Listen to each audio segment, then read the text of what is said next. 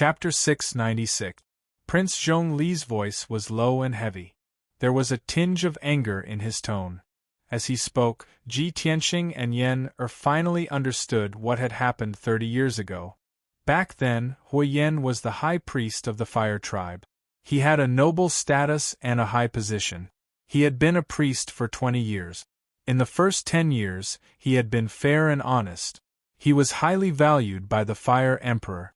However, he was bewitched by a woman from the Zhongli tribe and married her. He became more and more arrogant and selfish. The Zhongli woman had planned for many years. During the autumn fire banquet 35 years ago, she took the opportunity to sneak into the Fire God Palace. She killed many guards and stole the Fire God crystal. After that, the Fire Emperor chased after her for a few hundred miles and brought her back with the Fire God crystal. Yen'er widened his eyes in shock and asked curiously, "Third uncle, isn't the Zhongli tribe our sworn enemy? Could it be that the hatred between us and the Zhongli tribe started from that time?" Prince Zhongli shook his head and explained, "Yen'er, you're too young. You don't know what happened back then. In fact, before that, the Fire Tribe and the Zhongli tribe had been fighting for more than 100 years. The Zhongli woman was actually the 7th princess of the Zhongli tribe.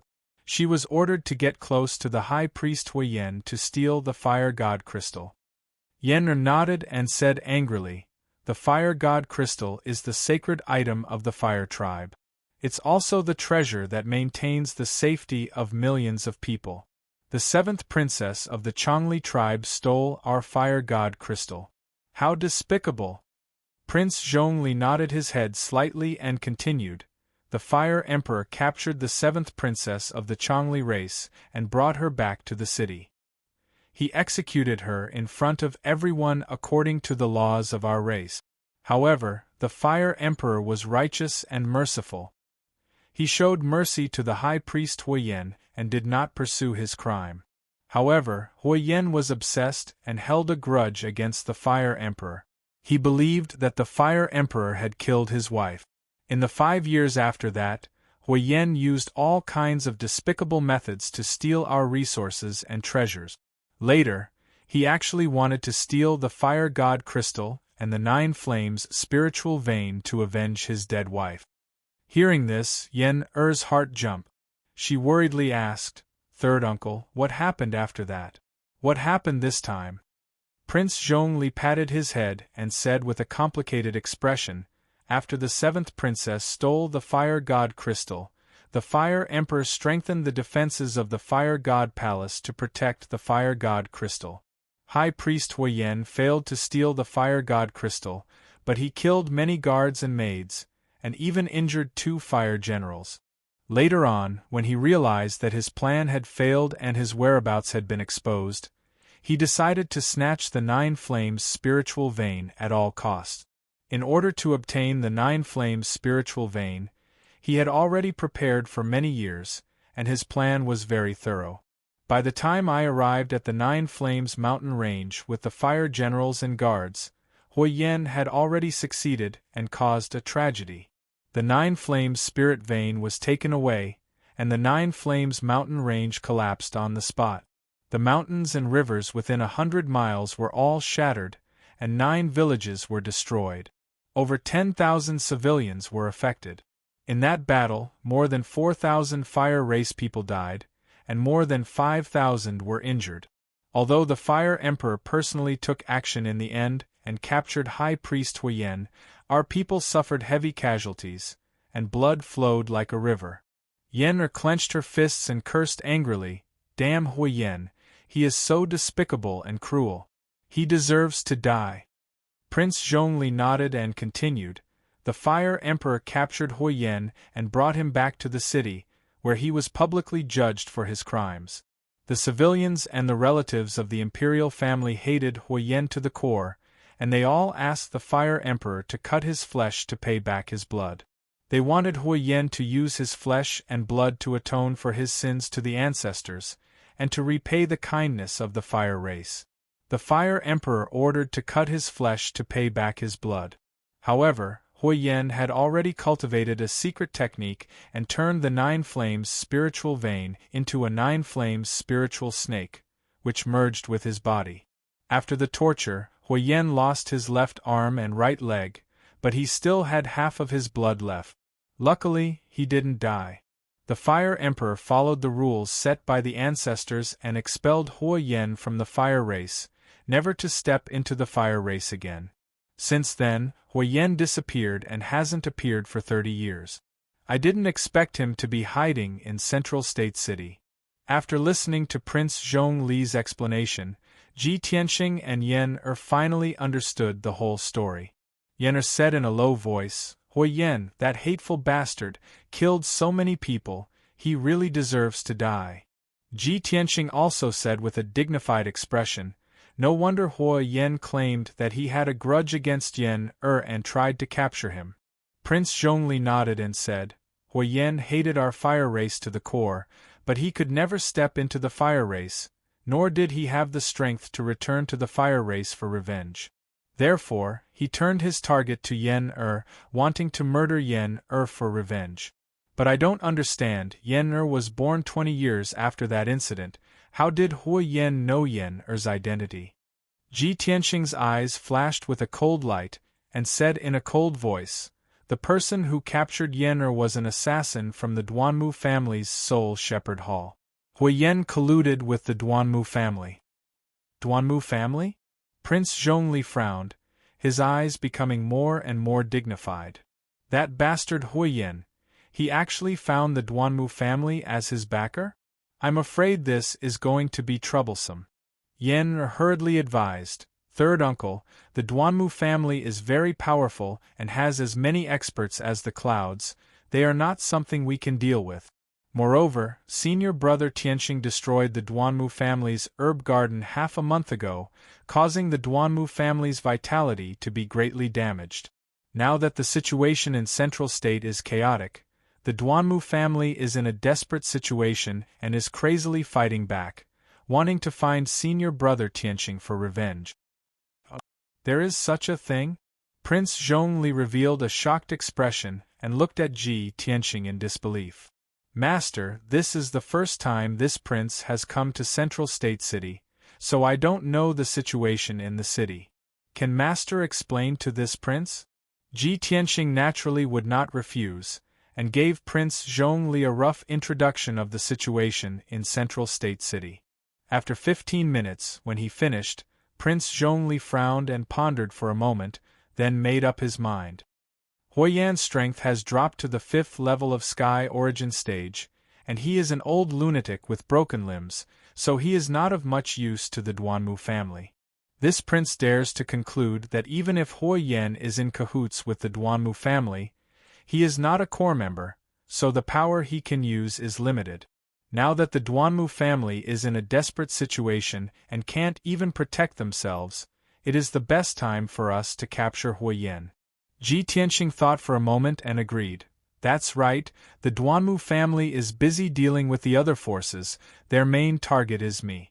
Prince Zhongli and the 2 fire generals have just come to Central State City, so the Duanmu family will not target you, so it is convenient for you to act.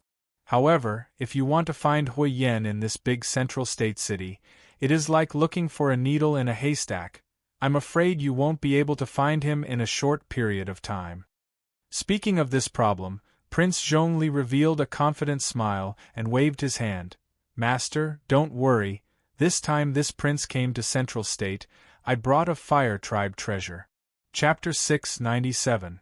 The treasure that Prince Zhongli mentioned was one of the secret treasures of the Fire Clan, the Fire Spirit Pagoda. This was a top heaven origin stage magic tool that could help him detect the aura of the 9 flame spirit vein. Everyone discussed for a while and decided on their future plan. Ji Tianxing and Yen returned to the Emperor Mansion to wait for news. Prince Zhongli and the 2 fire generals were responsible for searching for Hui Yan's traces. During this period, both sides used Qingfeng Courtyard as their contact point and foothold. After making the plan, Ji Tianxing found the Beast King and explained the situation. Naturally, the Beast King agreed without hesitation and had no objections. Ji Tianqing left with Yan. Prince Zhongli and the two fire generals rested in Qinfeng courtyard for a day, and then began to move. Although they had just arrived in central continent city, and were not familiar with the situation in the city. But this was also one of the benefits of making it easier for them to move. No one knew Prince Zhongli and no forces noticed them. They moved quietly in central continent city, and used the fire spirit pagoda to search for the aura of the nine flame spirit vein. 3 days passed quickly. Early in the morning, Ji Tianqing was still meditating in his room when he heard Yan calling from outside the door. Senior brother Tianqing, there's news. Third uncle has found Hui Yan.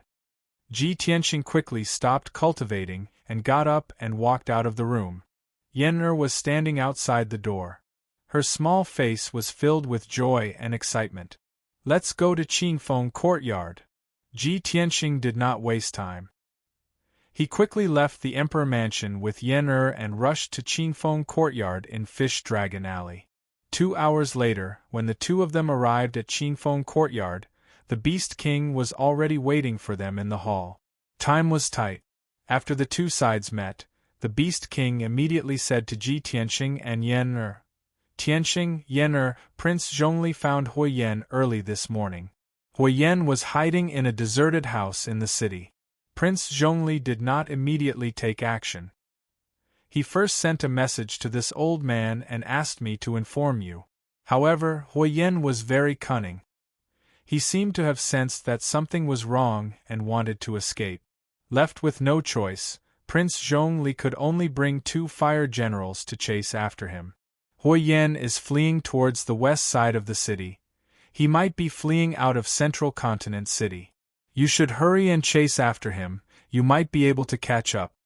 Ji Tianqing and Yan didn't waste any time. They immediately left the Cool Breeze courtyard and rushed to the west city gate as fast as they could. Of course, before the journey, Ji Tianqing used a secret technique to change his appearance. As he hurried along, he looked down at the city from the sky and observed the situation in the city. He used his spiritual sense to detect the aura of Prince Zhongli and the others. Half an hour later, the two of them arrived at the west gate, but they did not see Prince Zhongli, Hui Yan, and the others. I wonder if they have left the city? Ji Tianqing murmured doubtfully as he looked around. Yan suddenly discovered something and quickly walked to the wall in the corner of the city gate. In that inconspicuous dark corner, there was a dark red mark half the size of a palm. The imprint looked simple and crude. It was neither a word nor an image.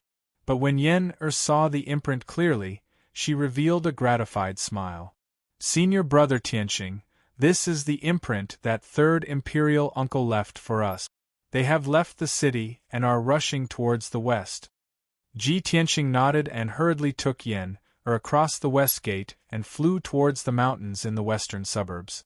Along the way, the two of them could find the imprint left behind by Prince Zhongli in the mountains every few dozen miles. In addition, there were many traces of fighting along the way. Ji Tianqing followed the instructions of the imprint and kept flying towards the west. They gradually left the western suburbs of central continent city and entered the vast mountains. Unknowingly, 3 hours passed. It was noon and the sun was scorching high in the sky. At this time, Ji Tianqing and Yan were flying in a vast and deep mountain range. This place was thousands of miles away from central continent city. It was a primeval forest where few people would go. Suddenly, Ji Tianqing saw a dark red flame rising in the sky hundreds of miles ahead. He could faintly hear a muffled rumbling sound. He immediately concluded that there must be Sky Origin stage powerhouses fighting in that area. It should be there. Let's go. Ji Tianqing's eyes lit up. He hurriedly sped up with Yan. When the two of them crossed hundreds of miles of mountains and arrived at the sky above a deep valley, they saw 5 figures fighting fiercely in the sky. There were 3 people on one side. It was Prince Zhongli and 2 fire generals. They were besieging 2 Sky Origin stage powerhouses. One of them was an old cripple in a black robe who was missing an arm or a leg. The other was a middle-aged man who was as big as a bear and looked honest.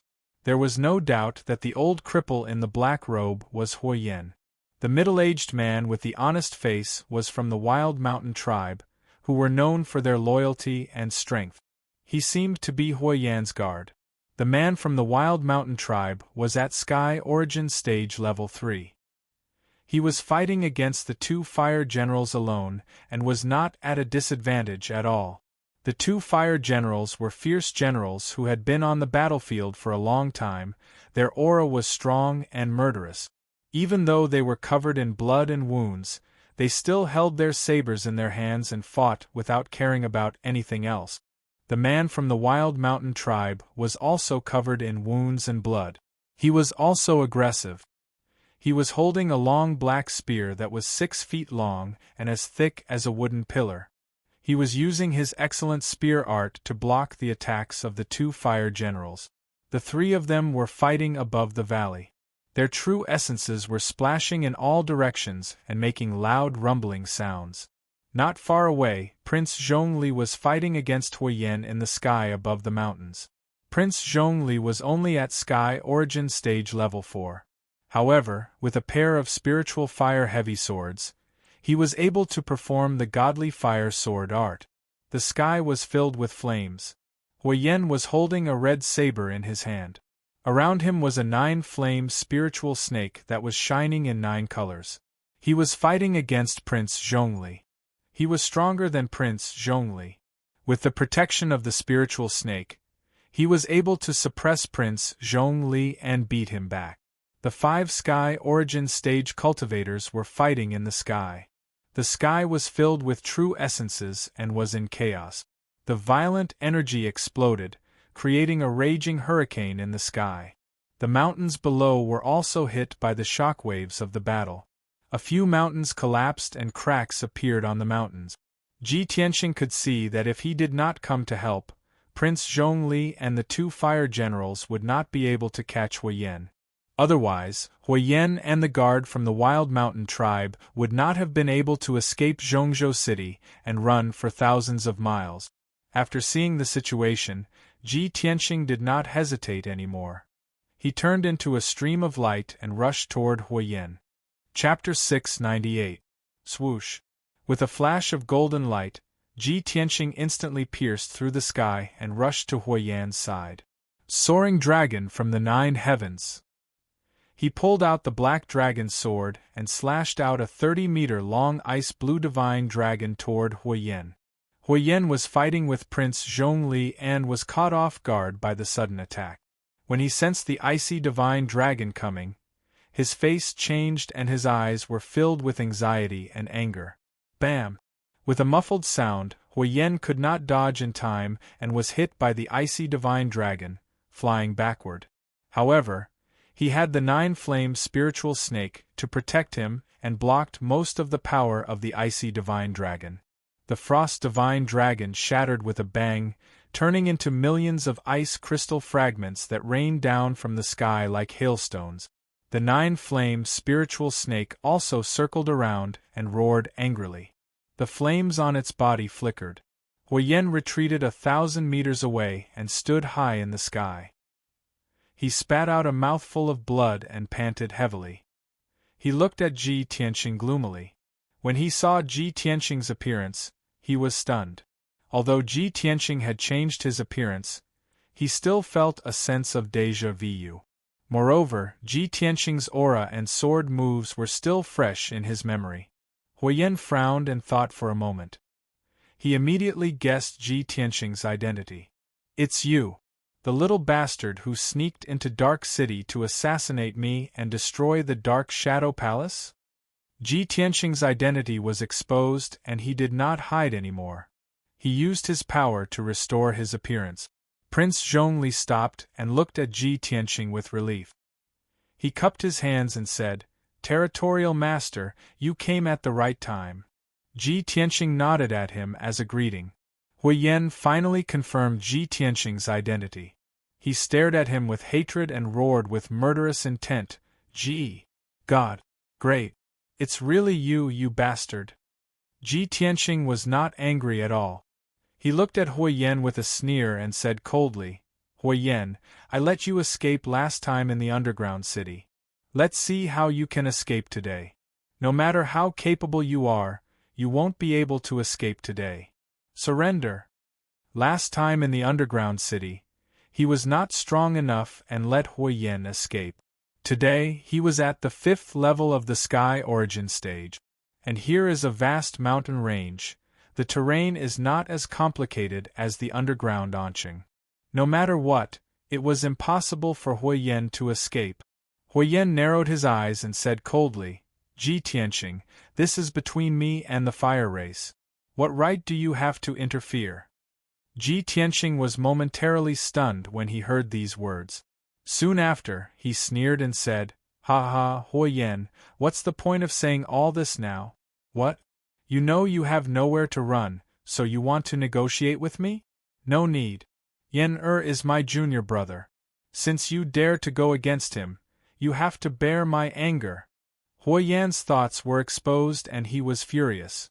He shouted at the top of his lungs, Ji Tianxing, you will die a horrible death.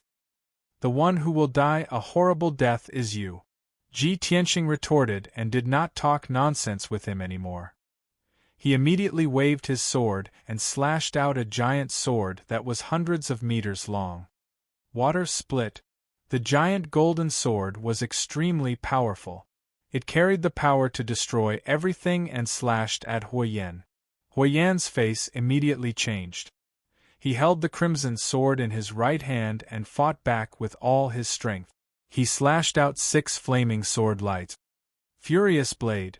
The 6 saber lights that were tens of meters long collided with the huge sword that was hundreds of meters long.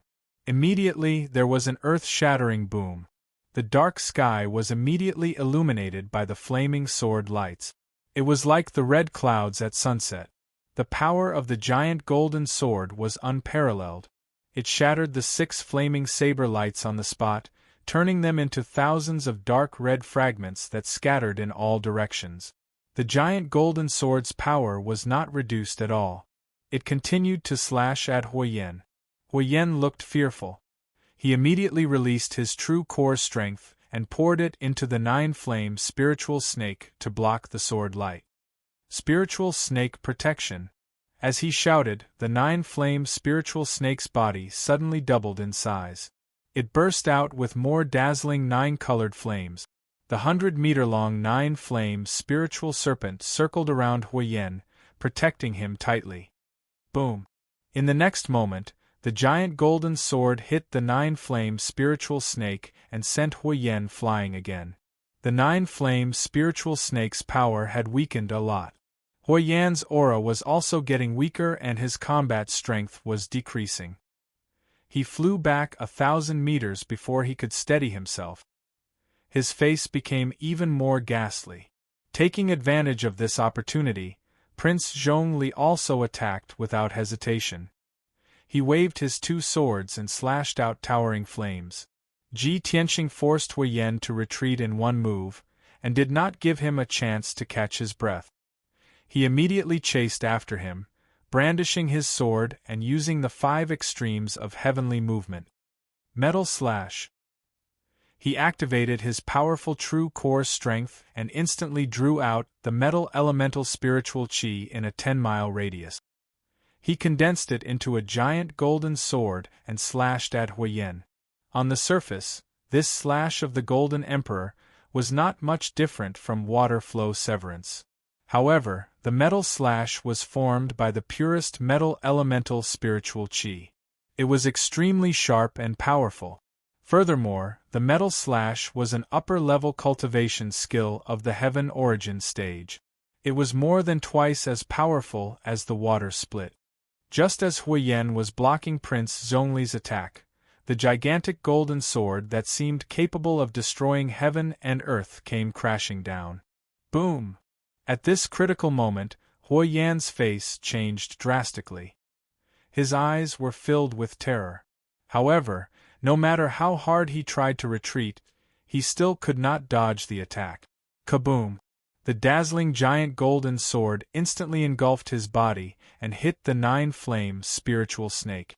Huiyan had activated the nine-flame spiritual snake's power to the maximum and its defensive power had reached its limit.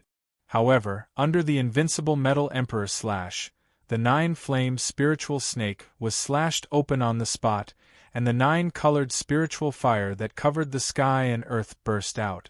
Hiss! The nine-flame spiritual snake was like a living creature.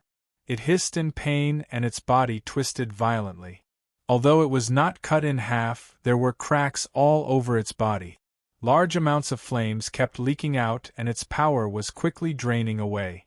Huiyan was killed by the giant sword and fell from the sky. He crashed into the valley below. With a loud bang, the valley filled with towering trees was smashed into a 1,000-meter-wide crater on the spot. There were many gullies around the deep hole. Mud and powder were flying up into the sky. The loud noise reverberated throughout the valley. The entire valley and the surrounding mountain peaks shook violently from the impact. Huiyan was lying at the bottom of the 1,000-meter deep hole.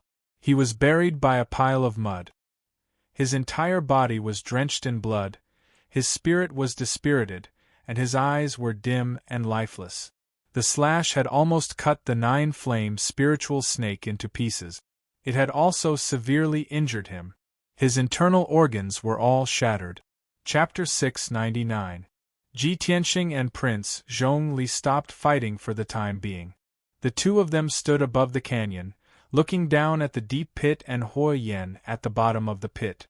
When Prince Zhongli saw that Huiyan was covered in blood and his aura was extremely weak, he was shocked. He turned to look at Ji Tianxing and felt that it was unbelievable. Before this, he and Huiyan had exchanged a few hundred moves, but he couldn't do anything to Huiyan. They could only fight until both of them were injured. However, Ji Tianxing came and heavily injured Huiyan with just 2 moves. His strength was extremely weak. This was unbelievable. Just now, that sword strike that could split heaven and earth apart, its power was truly terrifying beyond compare, causing Prince Zhongli to be rather shocked. He couldn't believe that Ji Tianxing and Huiyan were both at Sky Origin Stage 5. How could there be such a huge gap between them? Thinking of this, Prince Zhongli was full of admiration. He said to Ji Tianxing, "No wonder the zone leader could become the #1 peerless genius of the human race. I will remember that sword move for the rest of my life." Ji Tianxing only smiled and nodded at Prince Zhongli's praise. He didn't say anything. Prince Zhongli only saw him injuring Huiyan with 1 move, but he didn't know that Huiyan didn't use his full strength or his trump card. If he used the Burning Sky Palm and Sword of Judgment, he would be able to kill Huiyan in 1 move. However, Huiyan was an abandoned person of the Fire Tribe. He couldn't be killed yet. He had to be handed over to Prince Zhongli. Therefore, Ji Tianxing used the Black Dragon Sword and used the Golden Emperor Slash. At the same time, the 2 fire generals were still fighting with the man from the Wild Mountain Tribe. The man from the Wild Mountain Tribe was shocked when he saw Huiyan being slashed into the ground. Anger and anxiety filled his eyes. "Ah! You bastard, I'll kill you!" The man from the Wild Mountain Tribe was loyal to Huiyan. Seeing that Huiyan was heavily injured, he was naturally enraged. He waved his spear recklessly and charged towards Ji Tianxing. Ji Tianxing turned his head and glanced at him. His tone was cold as he shouted, "You're courting death." As he spoke, he raised the Black Dragon Sword and slashed at the man from the Barbarian Yu clan. Scarlet Dragon Flash! A 50-meter-long flaming sword instantly pierced through the sky and arrived in front of the man from the Wild Yu tribe. The man suddenly turned pale with fright. He hurriedly brandished his long spear, sweeping out a shocking spear shadow in an attempt to block the giant sword's attack. Pung pung pung! With a series of muffled sounds, the spear shadows that filled the sky were smashed into pieces by the giant sword. In the next moment, the huge flaming sword struck the man from the Barbarian Mountain clan. Boom! His true essence shield instantly collapsed, and his body was blasted to pieces, turning into minced meat that splashed out in all directions. The power of the fiery sword didn't diminish. It flew for another 10 miles and smashed into a 1,000-zhang-tall mountain. With a loud rumble, the 10,000 feet tall mountain collapsed on the spot. Everything above the mountainside was completely shattered. Endless smoke and dust rose into the sky. The entire mountain shook violently for a long time before it gradually calmed down. The man from the barbarian mountain clan was killed by Ji Tianxing with a casual strike. Prince Zhongli and the 2 fire generals watched with trepidation. Their hearts were filled with astonishment. Especially the 2 fire generals. They fought with the man from the barbarian mountain clan for a long time, but they couldn't gain the upper hand. However, Ji Tianxing killed the man from the barbarian mountain clan with a casual strike. How terrifying was his strength! Prince Zhongli had a deeper understanding of Ji Tianxing's strength. He thought to himself, Yen actually has such a powerful senior brother who is so protective of him. It's really his blessing. When I return to the Fire Tribe, I must have a good talk with the Fire Emperor to let Yen follow his senior brother so that he can achieve greater things.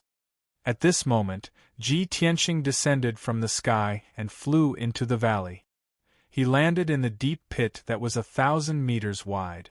He used his true essence to form a giant hand and grabbed at Huyen.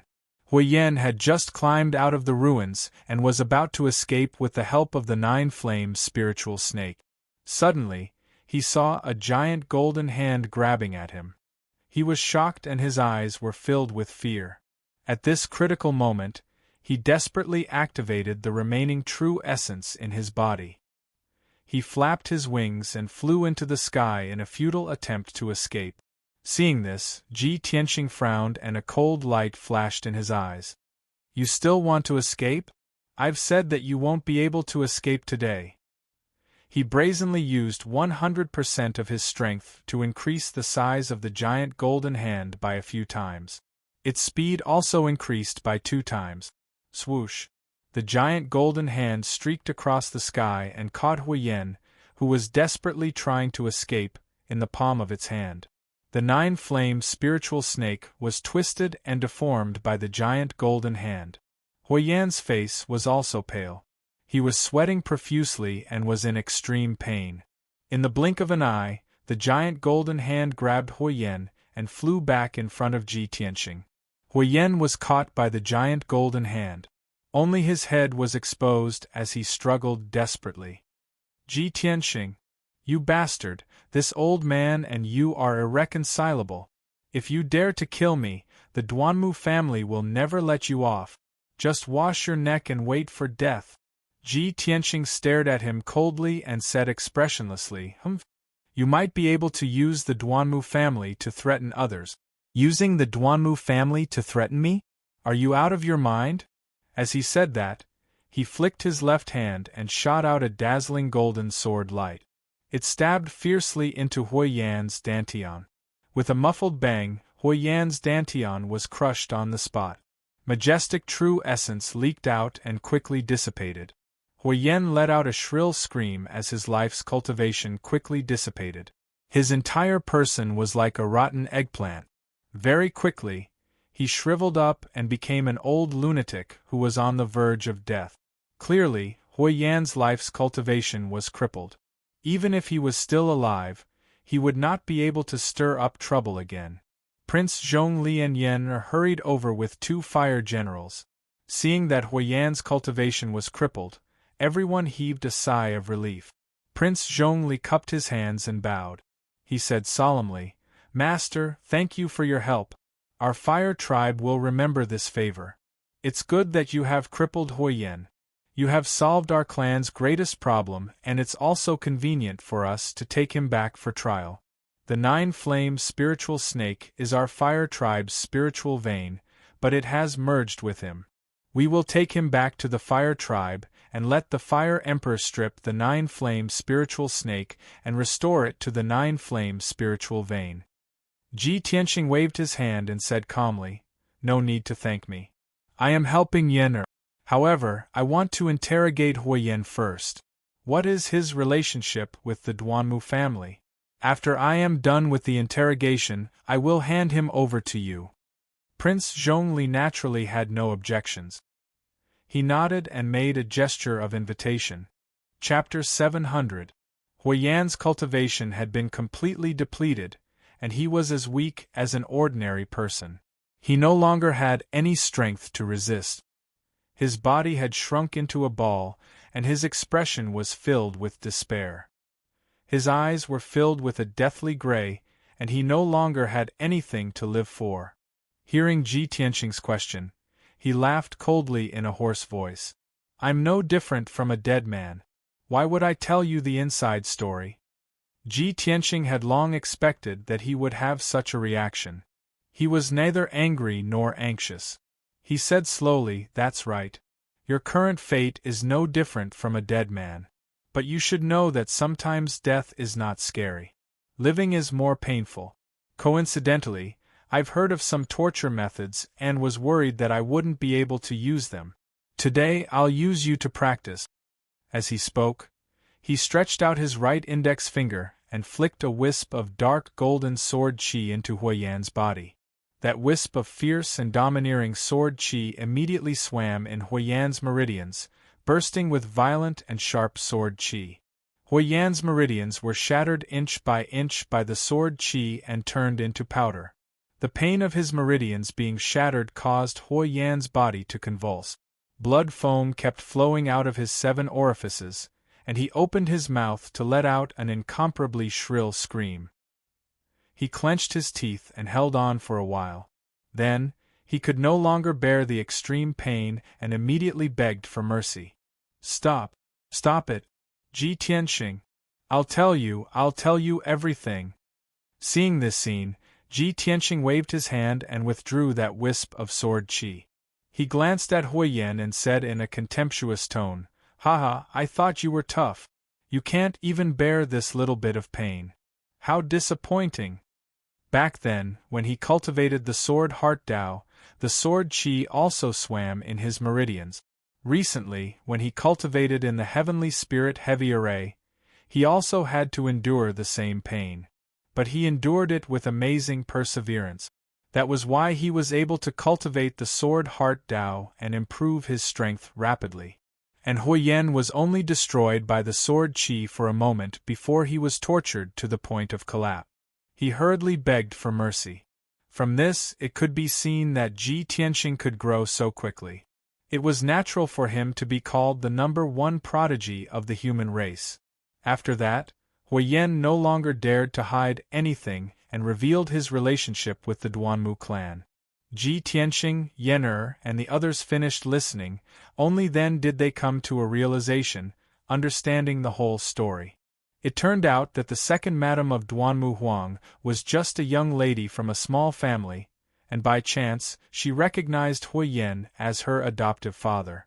Huiyan wanted to settle down in the central state, and he wanted to use the Duanmu family's medical methods to recover his left arm and right leg. Therefore, Huiyan used all means and schemes to help second Madame marry into the Duanmu family and become Duanmu Huang's concubine. The second madam was also an ambitious and scheming person. She had been in the Duanmu family for more than 20 years, and she had gone from being a concubine to a co-wife step by step. In the end, she had become the honorable second madam. Huiyan also benefited from this. Through his relationship with the second madam, he could use the Duanmu family's power. Originally, Huiyan had been tortured by the fire race.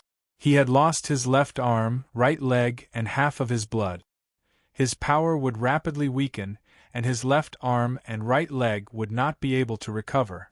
However, with the help of the Duanmu family, he had managed to survive until now, and his strength had stabilized at the 5th level of the Sky Origin stage. He even had a chance to recover his crippled body. A few months ago, Huiyan found out that the Fire Emperor had a son called Yan through the Duanmu family's soul herding hall, and he had come to Central State City. Therefore, he wanted to capture Yan and use him to threaten the Fire Emperor to take revenge on the entire fire race. When the second madam contacted him for help, he made this request to the second madam. It was because of this that Yen was captured, and Ji Tianxing broke into the underground city to rescue him. Now that the truth was out, Ji Tianxing did not say anything more, and threw Huoyan to Prince Zhongli. I have finished the interrogation. Huoyan will be handed over to you. Prince Zhongli asked 2 fire generals to hold Huoyan. He bowed to Ji Tianxing and said with a sincere expression, "Domain Lord, thank you again for your help. Later, I will take Huoyan back to the fire race. Before I came, the Fire Emperor had told me to let Yen return to the fire race for an important matter. Domain Lord, this matter should not be delayed, we will take our leave now." Yen also looked at Ji Tianxing with reluctance. He cupped his hands and said, "Senior brother Tianxing, I will go back to the fire race with third uncle. You are alone in Central State, you must be careful. Don't worry, after my matter is settled, I will come back to find you as soon as possible." Ji Tianxing smiled, patted his head and said, "Yen you have been away from the fire race for too long, it is time to go back and see your parents. We will part here, you all take care."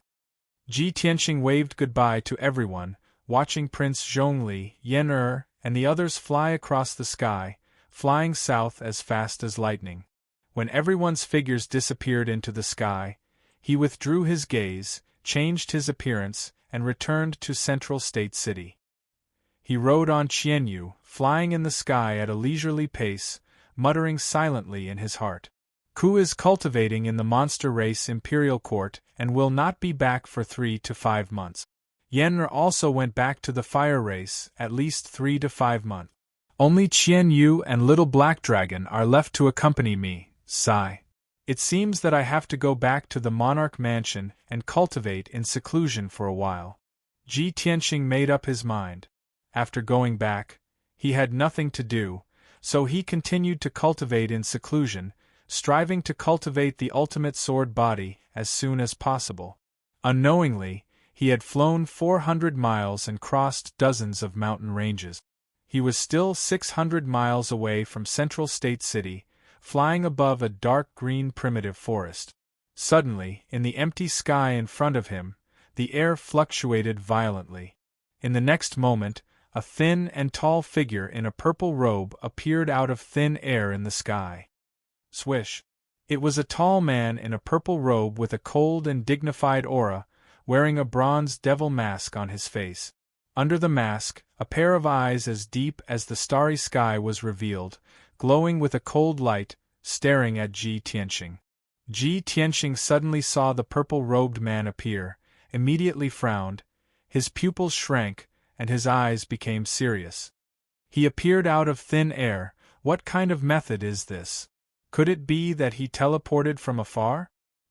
He whispered in his heart, very vigilant and wary of the purple-robed man. This was because he knew very well that although Sky Origin Realm experts could fly in the sky as fast as flowing light, it was impossible for them to teleport.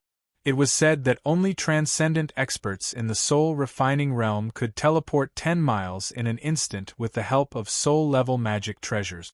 Ji Tianxing guessed that the purple-robed man who suddenly appeared was very likely to be a soul refining realm expert. The other party came with ill intentions. His body was filled with coldness and a trace of killing intent. Swish! Ji Tianxing stopped, standing 1,000 meters away from the purple-robed man in the sky. The purple-robed man stared at him and spoke in a cold and deep voice. "Ji Tianxing, this seat has been waiting for you for a long time." Chapter 701. The purple-robed man's voice was deep and forceful. It contained an unquestionable domineering aura and an invisible soul-suppressing sound. Ji Tianxing was 1,000 meters away from him. Just by hearing his voice, he felt his entire body turn cold, and a strong sense of fear appeared in his soul. His expression suddenly changed and his eyes revealed a strong sense of vigilance. Soul Refinement Realm expert? He knew very well that only experts in the soul refinement realm were able to use invisible soul energy to kill their opponent. Sure enough, the purple-robed man secretly circulated his energy, and a blazing white light immediately lit up behind him. Condensed into 5 balls of white light like 5 giant eyeballs. Seeing this scene, Ji Tianxing's body shook and his expression became very ugly. Divine soul white light condensing into 5 Dharma eyes? This is a 5th-level soul refinement realm expert? He had read some martial arts history books in the Emperor King manner before and had some understanding of soul refinement realm experts. He knew that when a martial artist broke through heaven origin and reached the soul refinement realm, besides controlling heaven and earth spirit energy, they could also use divine soul power. The most obvious sign of a soul refinement realm expert was the white light that appeared from their divine soul power. They could condense divine soul Dharma eyes. A first-level soul refinement realm expert could only condense 1 divine soul Dharma eye. A second-level soul refinement realm expert could condense 2 divine soul Dharma eyes.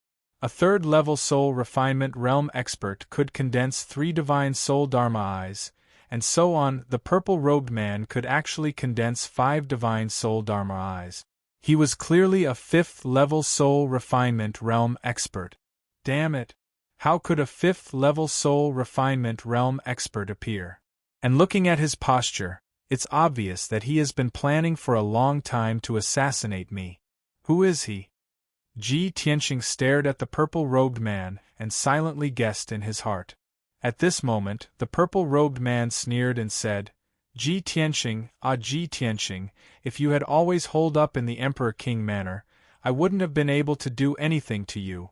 But I already expected that you would leave the Emperor King manner sooner or later. I didn't expect that not only did you leave the Emperor King manor, you even left Central State City. You personally gave me such a good opportunity, so how could I let you down? Today, I'll tear you into 1,000 pieces, grind your bones to dust, and make you pay with your blood. Hearing his words, Ji Tianxing immediately frowned and thought, pay with blood? Could he be from the Duanmu family? As he thought of this, he vaguely had an answer in his heart. He looked coldly at the purple-robed man and asked in a deep voice, You are Duanmu Huang? The purple-robed man was wearing a mask, so no one could see the change in his expression. His eyes were as cold as ice. His entire body emitted a murderous aura as he sneered, So what if I am? So what if I'm not? Of the divine soul Dharma heart. You! Of soul of bones of. Of the soul of. As soon as his voice fell, the purple-robed man decisively waved his right hand. With a wave of his sleeve, an overwhelming 5-colored spiritual light shot out. Shwa! The 5-colored light that blotted out the sky condensed into a giant 5-colored blade that was 1,000 meters long and slashed down toward Ji Tianxing's head. Moreover, the 5 divine soul Dharma eyes behind the purple-robed man also released an invisible divine soul power that sealed off an area of 20 miles. A 5-colored curtain of light appeared, enveloping the entire area within 20 miles, forming an isolated domain. Within this domain, the purple-robed man was the absolute ruler. He controlled the power of heaven and earth. Ji Tianxing was suppressed by an invisible force, as if he had fallen into a quagmire, unable to move at all. He could only watch as the enormous 5-colored blade slashed down at him with the power to destroy everything in its path. At the moment of life and death, he closed his golden wings without hesitation to protect himself. In the next moment, the heaven-splitting blade slashed down and struck the golden wings. Boom! With a deafening explosion, Ji Tianxing's figure was engulfed by the 5-colored spirit light. The heaven-splitting blade wrapped around him and fell straight down from the sky, slashing into the mountain range below. With a loud rumble, the towering mountain range, which was hundreds of miles long, was instantly shattered into pieces by the heaven-splitting blade. The mountain range collapsed, and several peaks collapsed. The ground within a radius of dozens of miles shook and jumped, stirring up smoke and dust. When the smoke and dust dissipated, heaven and earth regained its clarity. The lush towering mountain range had been turned into a wasteland. In the wasteland there was a wide gully that was like an abyss. At the bottom of the abyss, among the rubble and ruins, there was a faint golden light that flickered dimly. After a while, the golden light struggled a few times and shook off the surrounding soil and rock. Then, a figure slowly climbed out of the ruins and stood on the mound of soil with stumbling steps. It was Ji Tianqing. He looked very haggard. His body was covered in soil, and there were a few streaks of red blood. His face was pale, and blood kept flowing out of his nose and mouth.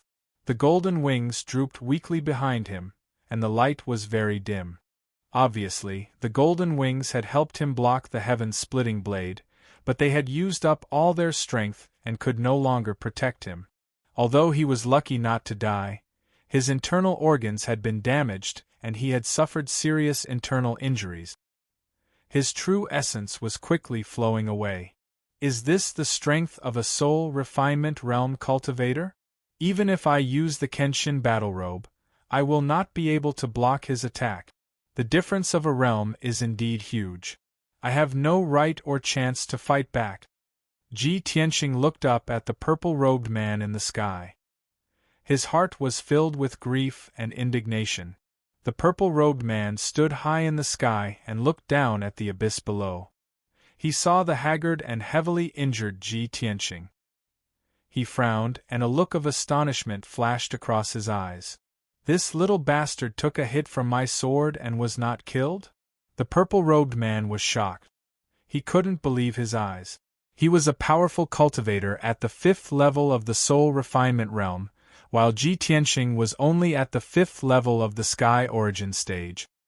He was clearly a realm higher than Ji Tianqing, and he could kill Ji Tianqing with a casual slap. However, Ji Tianqing was still alive, and his body was unharmed. He didn't lose any limbs. How could he not be surprised? Soon, the purple-robed man came back to his senses. He stared at Ji Tianqing in the abyss and shouted angrily, "Little bastard, even if you have a treasure to protect you, you can block my sword. But this time, I will turn you into ashes and you will die without a burial place." As he spoke, the purple-robed man stretched out his wide left hand and slammed it towards Ji Tianqing in the abyss. Falling star palm. Suddenly, a huge silver palm with a radius of 100 meters appeared. It carried the power to destroy the heaven and earth as it slammed towards Ji Tianqing. The huge silver palm was like a falling meteor. It pierced through the sky and slashed towards Ji Tianqing's head.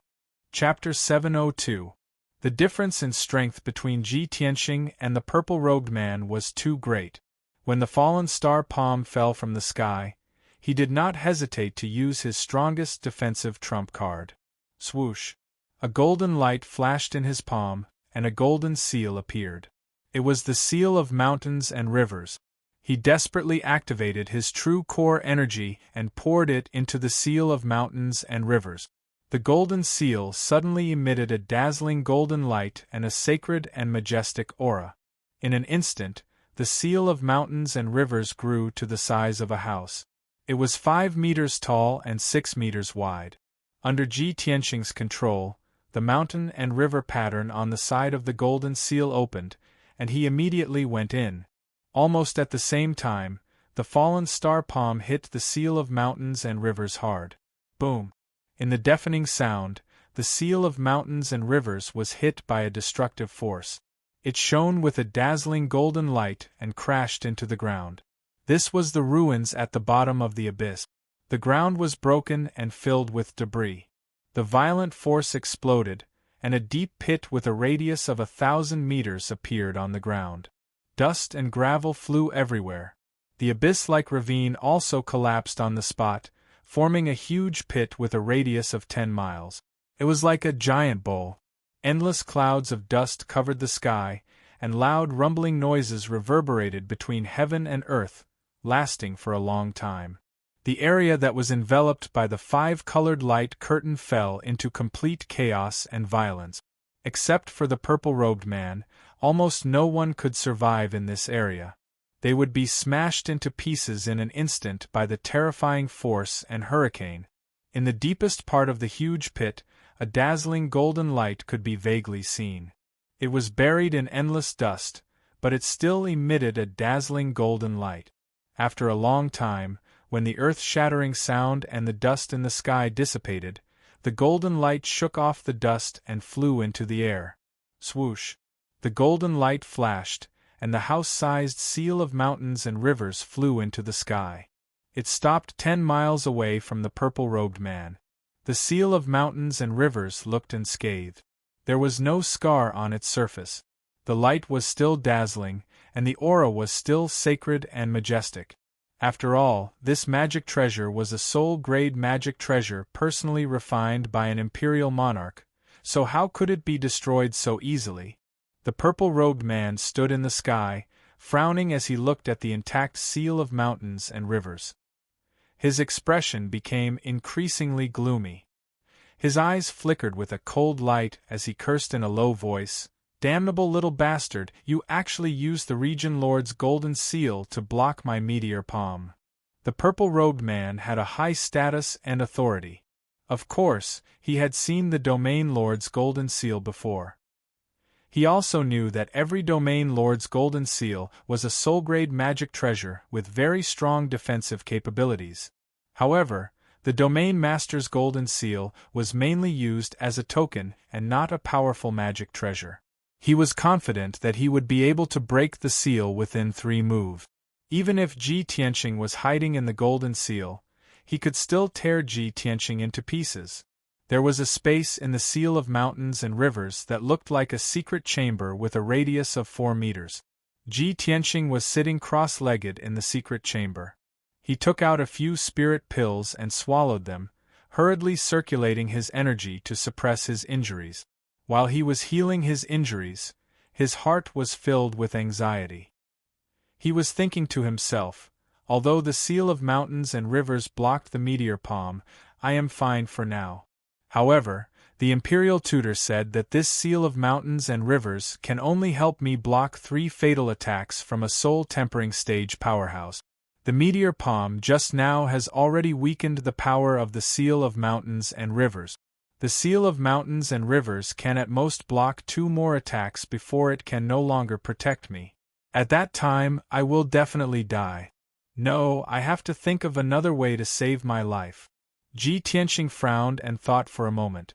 Suddenly, he remembered that Yun Zhongqi had given him a magic cloud token when he had discussed cooperation with him at Cloud Soul Palace.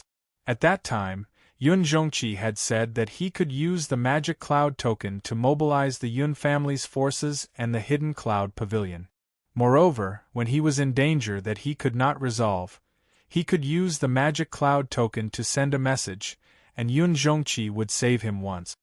Although Uncle Yun might expose his identity by saving me and let the Duanmu family know about my relationship with Cloud Soul Palace, my life is in danger. I can't care about that much now. At that thought, Ji Tianqing quickly took out the magic cloud token from his infinite space ring. He left the secret room in the seal of mountains and rivers and stood on the golden seal. He activated the majestic true core in his body and infused it into the magic cloud token. Swoosh! The magic cloud token immediately lit up with a dazzling glow. It turned into a stream of light that was as sharp as a sword and flew into the sky. The purple-robed man had been staring at the seal of mountains and rivers. When he saw Ji Tianqing suddenly appear and release a signal arrow, he immediately sneered with disdain. What? You little bastard, you know that you are going to die, and you still want to send a message for help? Ha ha ha ha. Everything within a 20-mile radius has been sealed by my divine soul Dharma Eye. This is my divine soul territory. This area is under my control. Don't even think about sending a signal out. Even the heavens can't save you. The purple-robed man's tone was very confident and domineering. However, as soon as he finished speaking, the stream of light transformed from the magic cloud token pierced through the 5-colored sky with a whoosh and disappeared without a trace. The purple-robed man's face stiffened. A hint of anger flashed in his eyes. Bastard! Did you use a Dharma treasure to send a signal just now? Only a special soul-level Dharma treasure could pass through his divine soul territory. He immediately realized that Ji Tianxing must have sent a signal to ask for help from a soul-tempering realm powerhouse. Ji Tianxing was relieved when he saw that the magic cloud token had successfully passed through the five-colored sky. He looked at the purple-robed man and said with a playful smile, "You must be very curious to know who I sent a signal to." "Who?" the purple-robed man asked subconsciously. "A demon king? Or a powerhouse from the imperial court?" Ji Tianxing's smile became more playful. He said with a smile, "If you take off your mask, I will tell you the answer." The purple-robed man immediately frowned and sneered contemptuously. "Humph! You little bastard, you still want to negotiate with me? Wishful thinking. No matter who you ask for help, I can kill you in an instant." Ji Tianxing also understood this point. Of course, he was nervous and worried in his heart. However, he did not show it on his face and still looked fearless. He sneered and said, "It doesn't matter if you don't take off your mask. Anyway, I have already guessed your identity. Do you want to know why I dared to kill Duanmu Yulong in front of everyone and destroy the 3 herb gardens?" Hearing this, the purple-robed man's body suddenly trembled. His eyes were filled with anger and were dyed with a layer of blood. He originally wanted to kill Ji Tianxing as soon as possible to take revenge. However, he forcefully suppressed his anger and temporarily suppressed his killing intent. He did not make a move. Obviously, this question poked at his heart and aroused his anger. He was also eager to know the answer.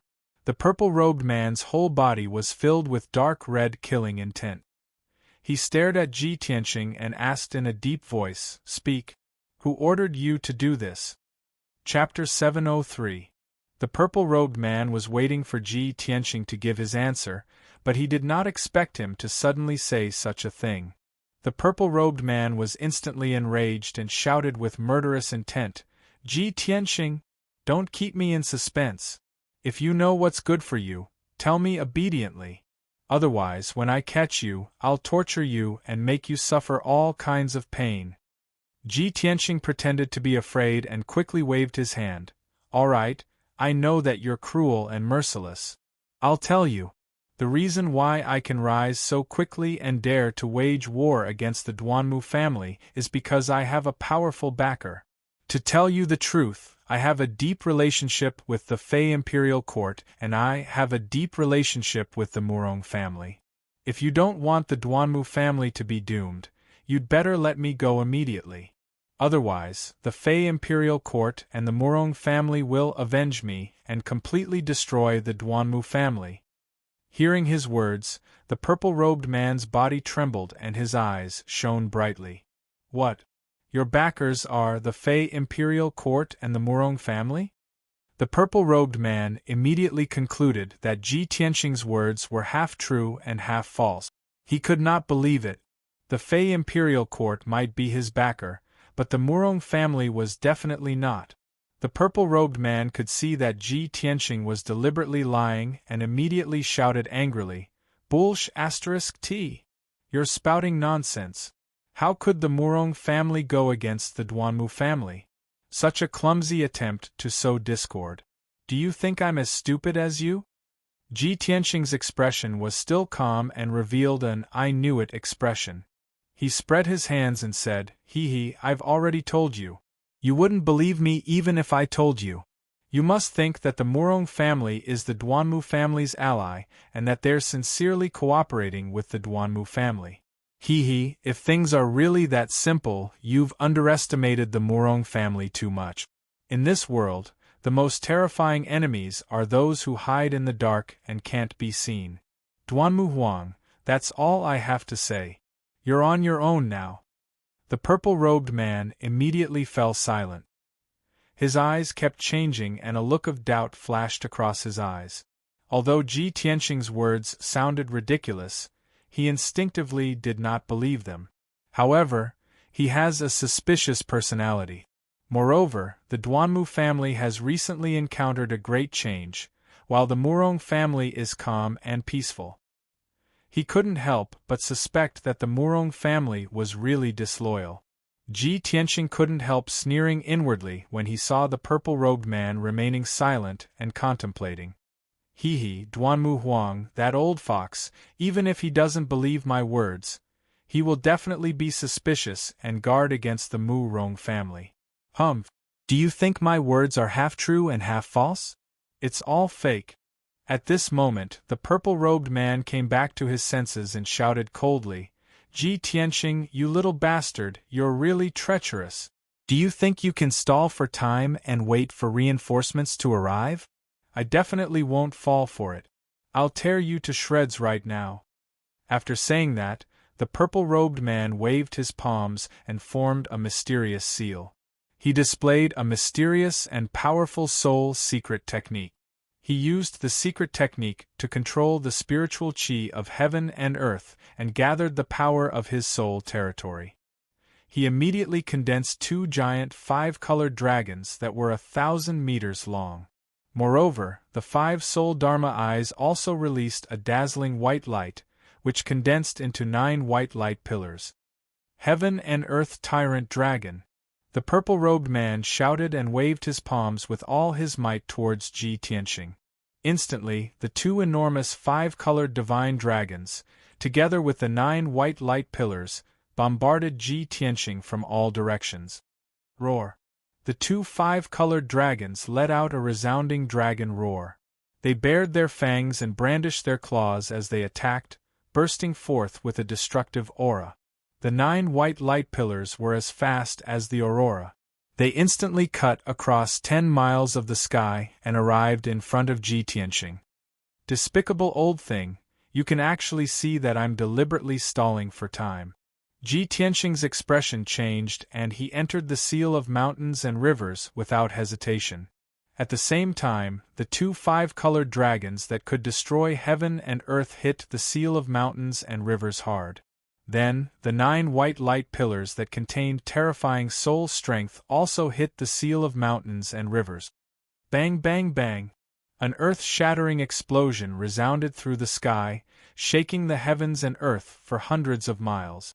The 2 5-colored dragons shattered on the spot, turning into light fragments that blotted out the sky and covered the entire divine soul domain.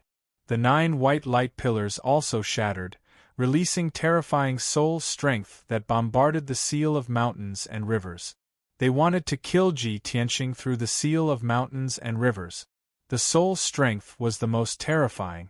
It could penetrate iron walls and mountains and other objects to directly attack the soul of a person. Once Ji Tianqing's soul was destroyed, even if his physical body was unharmed, he would die instantly. However, when the Emperor refined the seal of mountains and rivers, he set up a soul-level array restriction to block the soul strength attack of a soul-tempering elite. The powerful soul strength released by the 9 white light pillars was blocked and offset by the seal of mountains and rivers. It did not hurt Ji Tianqing.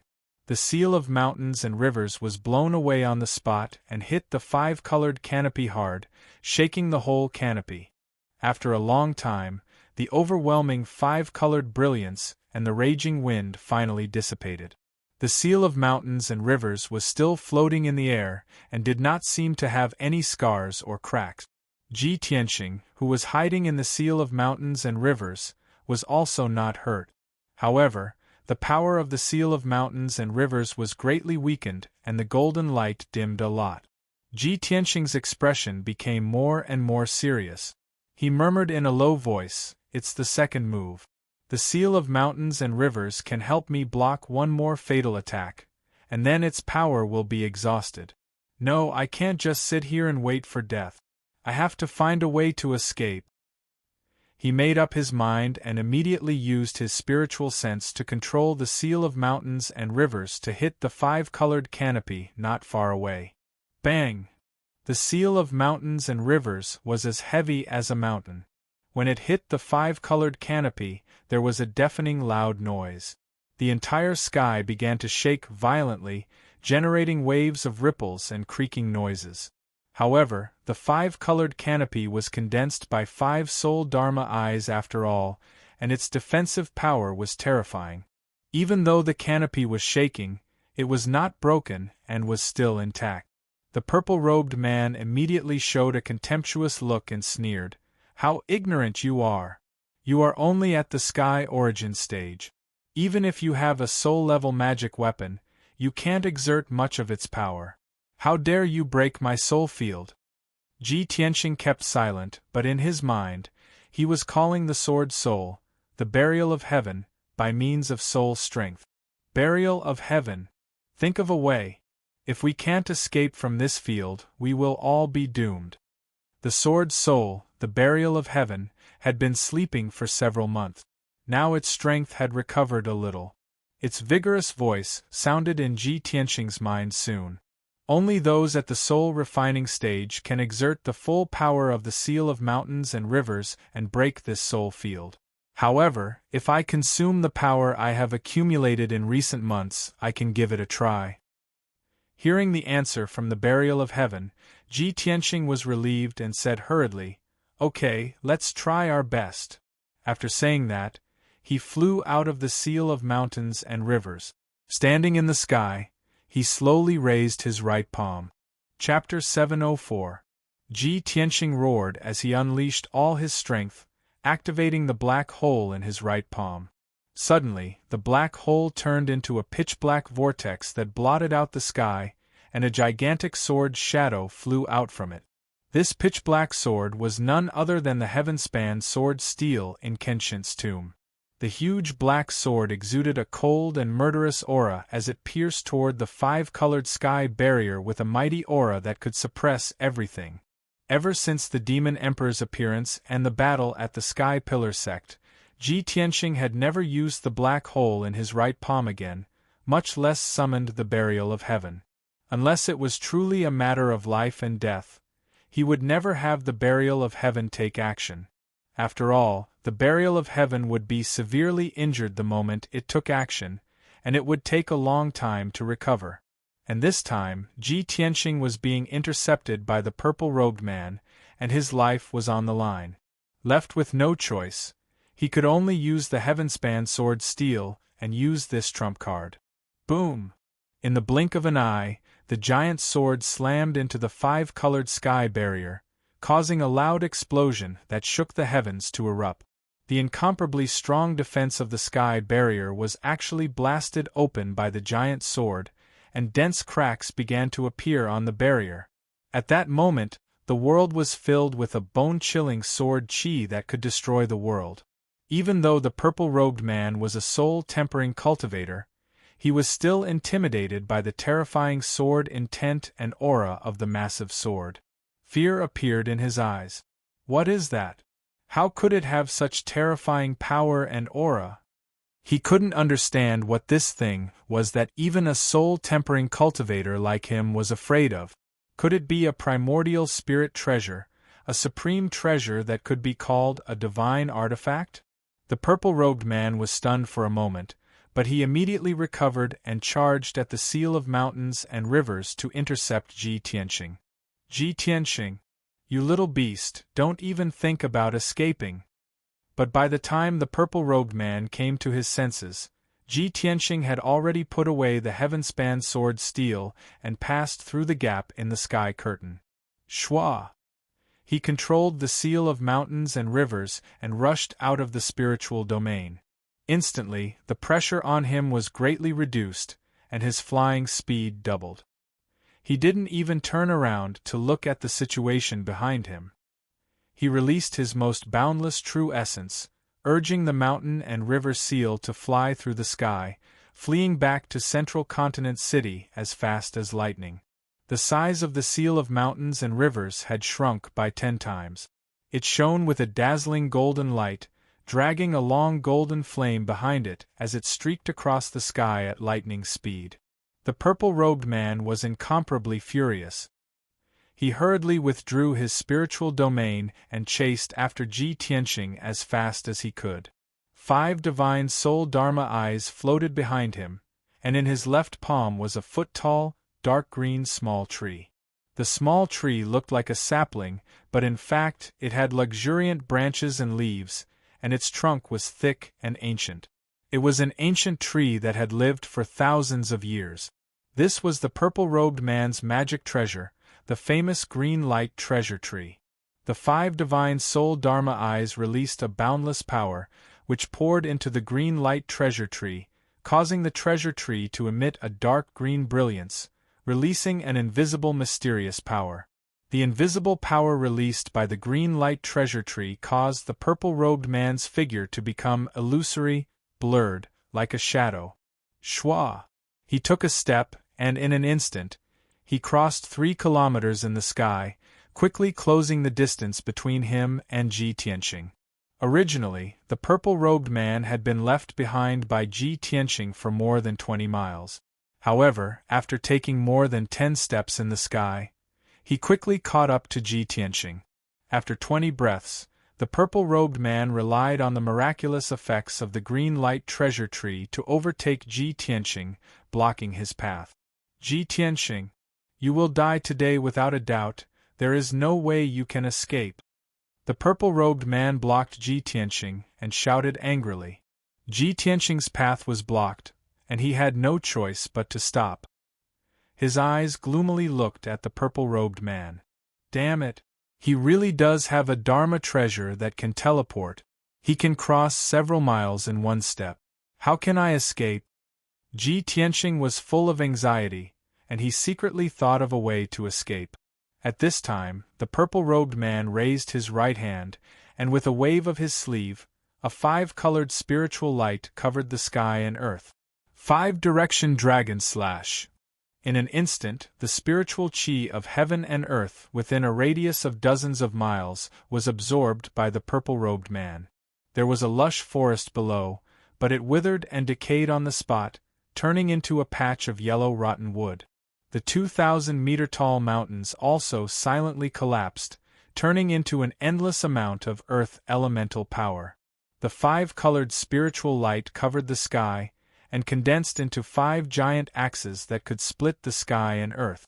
Carrying the blazing white flame formed by the spiritual energy, they slashed towards Ji Tianqing. The 5 giant axes attacked Ji Tianqing from 5 directions, and sealed off the sky and earth within a radius of 10 miles. Ji Tianqing still had no way to escape, and the seal of mountains and rivers was also suppressed by the violent and terrifying power, and its speed became much slower. At this critical moment, he had no time to think. He could only desperately urge the defensive power of the seal of mountains and rivers to resist the attack of the 5 giant axes. Boom, boom, boom. In the next moment, the 5 giant axes hit the seal of mountains and rivers almost at the same time, and a series of earth-shattering noises erupted. The sky and earth were suddenly filled with endless 5-colored spiritual light, and everything became chaotic. The forest within a radius of 15 miles was immediately crushed into powder, mixed with the soil and dust, and turned into a dark green torrent, spreading in all directions. The 3,000-foot-tall mountains collapsed in an instant, and turned into yellow soil and ruins. Such shocking destructive power was truly enough to destroy the heavens and earth. The earth-shattering noises reverberated between heaven and earth for a long time. The 5-colored spiritual light and dust that covered the sky gradually dissipated after a long time. When the sky and earth returned to peace, the mountains and forests within a radius of 15 miles were razed to the ground, and became uneven ruins. The purple-robed man stood high in the sky, looking down at the ruins below with a gloomy face and cold eyes. Even if the territorial master's golden seal is a soul-level spiritual treasure, it should be broken now, right? He murmured in a low voice, and used his spiritual eye to search the ruins below for traces of the territorial master's golden seal and Ji Tianqing. Soon, his spiritual eye saw that in the ruins 10 miles to the southwest, there was a mound of soil that moved a few times. The mound of soil that was hundreds of meters high collapsed with a crash, and a lot of soil splashed out. When the soil scattered, a dark golden seal drilled out from the ground. It was a golden seal with a radius of 3 meters, and it was the seal of mountains and rivers. However, it was not as dazzling as before, and its aura was sacred and powerful. At this moment it had become dim, and its aura was very weak. It did not have the majestic and domineering aura that could suppress heaven and earth and encompass mountains and rivers. Seeing this, the purple-robed man frowned and cursed with a gloomy look in his eyes. Damn it! After taking 3 fatal blows from me, the territorial master's golden seal is still not broken? The golden seal that the emperor gave Ji Tianxing was not an ordinary territorial master's golden seal, but a middle-grade soul-level spiritual treasure with a more powerful array restriction added. Chapter 705. The purple-robed man knew very well that an ordinary domain lord's golden seal was only an inferior-grade soul-grade Dharma treasure. The golden seal represented the domain lord's identity, so it was even more symbolic. Its actual use was not very strong for a soul refinement realm cultivator. The purple-robed man was confident that he could shatter an ordinary golden seal within 3 moves. However, Ji Tianxing's seal of mountains and rivers was still intact after withstanding 3 fatal blows. The purple-robed man immediately concluded that this golden seal must be a middle-grade soul-grade Dharma treasure.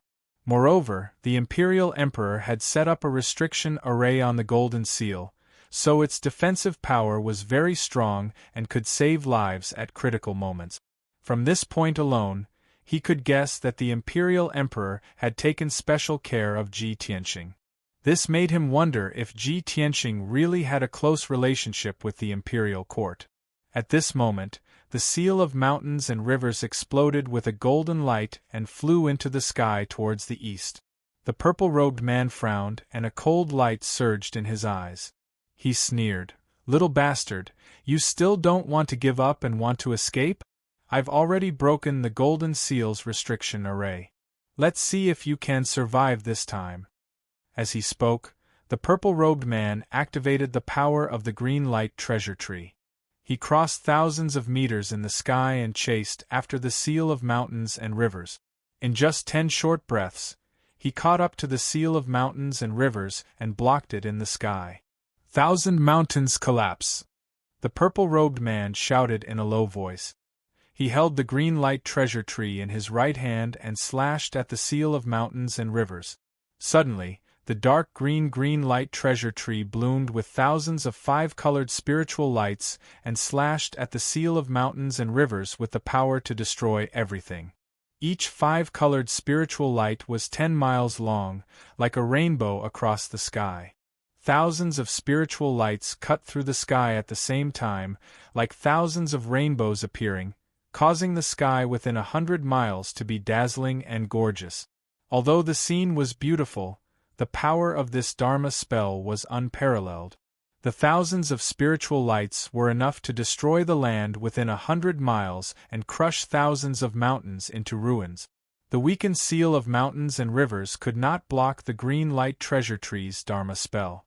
Thousands of 5-colored spiritual lights descended from the sky and enveloped the seal of mountains and rivers. In the next moment, the seal of mountains and rivers was about to be shattered into pieces. Ji Tianxing would not be able to escape either. He would certainly be reduced to ashes. At this moment, the sky 1,000 meters to the left of the seal of mountains and rivers suddenly twisted and rippled. Shwa! A tall figure appeared in the sky out of thin air. This person was dressed in a loose black robe and wore a specially made black gold mask, revealing only a pair of eyes that were as deep as the ocean. Just like the purple-robed man, he had concealed his true appearance. However, his bearing was extraordinary.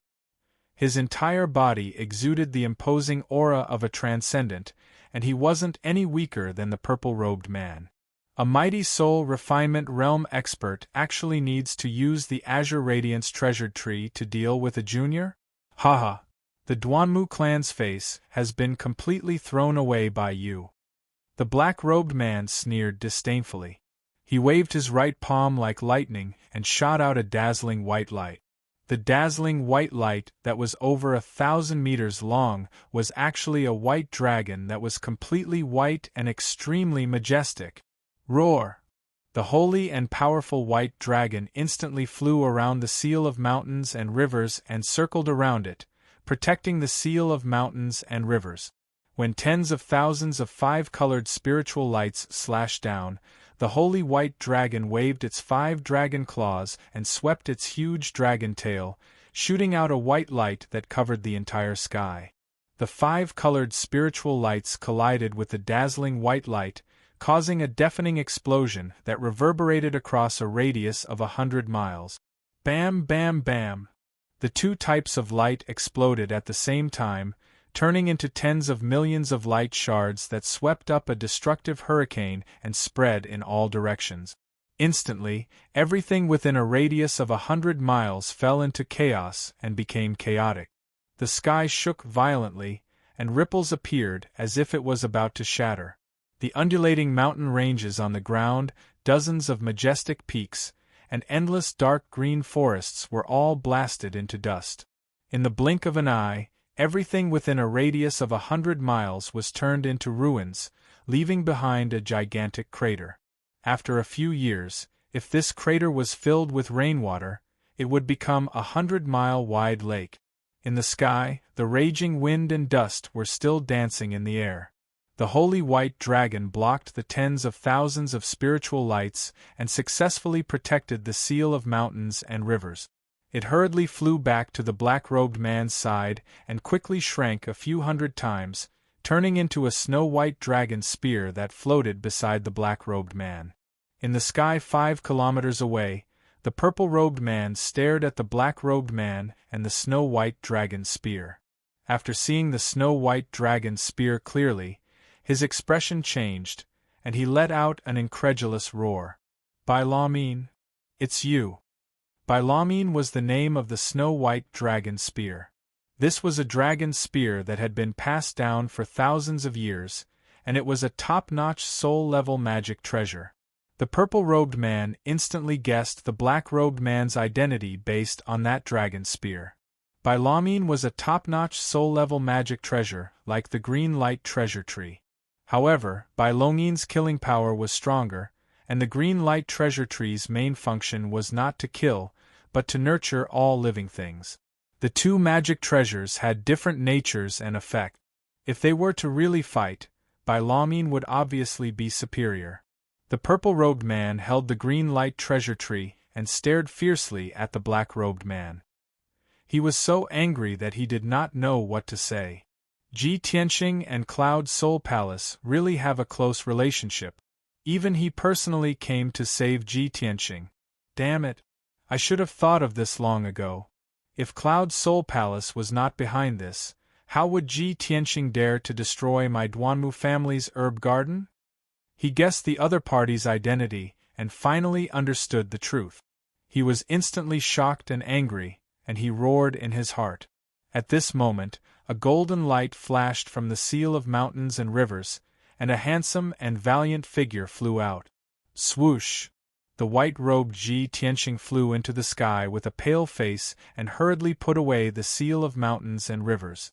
His body seemed to be unharmed, but in reality, his internal organs had been damaged. His injuries were quite serious, and his combat power had been greatly reduced. Phew! Fortunately, Uncle arrived in time. Otherwise, I would have lost my life. Ji Tianxing heaved a sigh of relief and thought to himself that he was lucky. He turned his head to look at the black-robed man not far away. He saw that the black-robed man was wearing a mask that covered his face, and he could not help but be stunned. Uncle actually changed his clothes and even wore a mask? But he used his natal magic treasure. The other party would definitely recognize him. Isn't this unnecessary? Ji Tianxing looked at the black-robed man and then looked at the purple-robed man. He thought to himself, both of them have guessed each other's identity, but both of them have to disguise their identities. It seems that they do not want to fall out with each other for the time being. They want to fight openly to prevent the imperial court from interfering.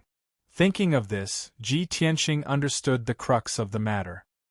He hurriedly flew to the black-robed man's side and cupped his hands in respect. "Thank you for saving me, Senior." Chapter 706. This is not the place to talk. Let's leave this place first.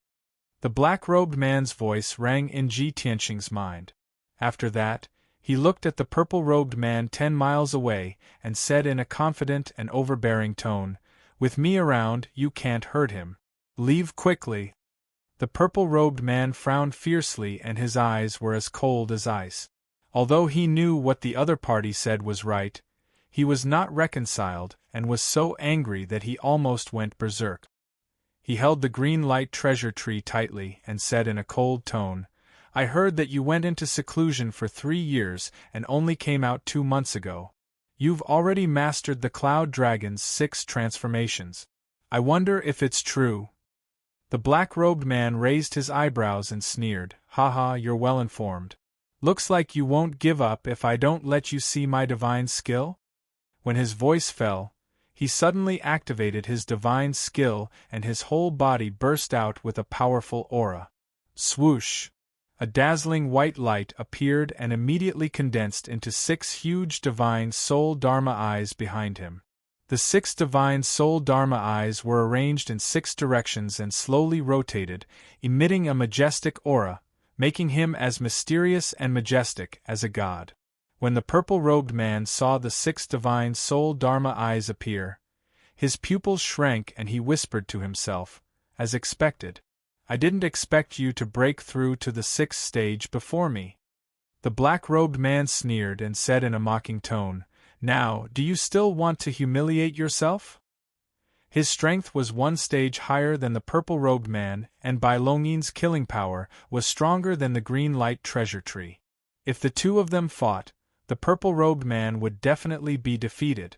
The purple-robed man also understood this point, but he was not reconciled and shouted in a low voice, "So what if you reach the 6th stage first? No one can stop me from killing Ji Tianqing." He roared and crazily activated his power. He used a secret method to absorb the spiritual energy of heaven and earth within 100 miles and poured it into the green light treasure tree. The green light treasure tree suddenly expanded and turned into a towering tree that was thousands of feet tall. It bloomed with colorful rays that covered the sky. Seeing this scene, the black-robed man's expression immediately changed, and his eyes darkened. He reached out to grab Ji Tianqing and put him into the black thumb ring on his left thumb. Ji Tianqing only saw a flash of brilliance in front of his eyes, and then he entered a space similar to a secret chamber. This was the internal space of a soul-grade magic treasure. There was also a similar space in the seal of mountains and rivers. The black-robed man did this to protect him from the aftermath of the battle. After all, the shock waves from the battle between 2 spirit-refining stage cultivators could destroy the world. It was not something a divine origin stage cultivator could handle. After a few breaths, the purple-robed man pushed his power to the limit. He used both of his palms to cast a mysterious spell, controlling the towering tree to smash towards the black-robed man. Heaven-breaking divine light! Following his angry roar, the towering giant tree released more than 36,000 7-colored light pillars, like a rainbow cutting through the sky, slashing toward the black-robed man. The black-robed man's eyes were cold as he shouted in a deep voice, "Since you insist on humiliating yourself, I'll fulfill your wish." As he spoke, he also used 100% of his power, using his left palm to cast a spell, using the power of the 6 divine soul Dharma eyes. He waved his right sleeve and released the white dragon's roar, which turned into a 1,000 feet long divine dragon, fiercely attacking the green light treasure tree. Dragon battle in the star field. Following the black-robed man's angry roar, the 1,000 feet long divine dragon soared into the sky, baring its fangs and brandishing its claws as it attacked the green light treasure tree. Bang, bang, bang. Boom. The sky full of white light and the 7-colored light pillars collided, creating a series of muffled sounds. Immediately after, the 1,000 feet long divine dragon fiercely attacked the green light treasure tree, creating a loud explosion that shook the sky. Instantly, the area within a radius of 200 miles was shaken, and layers of ripples appeared in the sky. Heaven and earth were turbid, filled with seven-colored light, dazzling and dazzling. The destructive shock waves spread out like ripples, immediately destroying everything within a radius of 100 miles. This area was already in ruins, and after being swept by the shock waves of the battle, it suddenly became 1,000 feet deep abyss. The area within a radius of 100 miles was also affected. Countless cracks appeared on the ground, mountains collapsed, and large patches of forest were crushed into powder. What a heaven-destroying, earth-shattering showdown!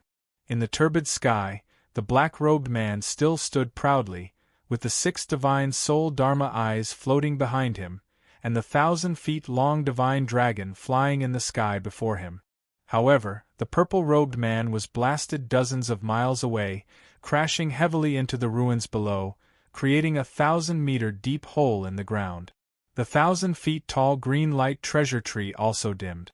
Hundreds of pieces of paper were broken, and thousands of green leaves were scattered. After each millstone-sized leaf fell to the ground, it turned into a rich green wood spiritual light, quickly dissolving and dissipating.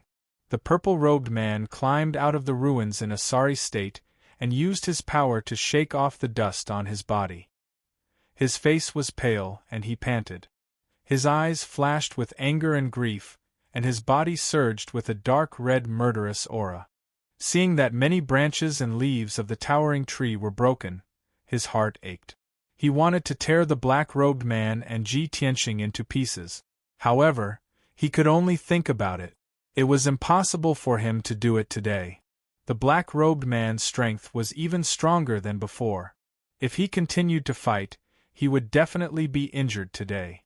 When he thought of this, he suppressed the humiliation he felt and shouted coldly, "I will remember this. Just you wait. One day, I will flatten Cloud Spirit Palace." After saying this, the purple-robed man put away the green light treasure tree, crossed thousands of meters in the sky with a single step, and quickly teleported away. The black-robed man stood high in the sky, watching the purple-robed man's figure disappear, but he did not chase after him.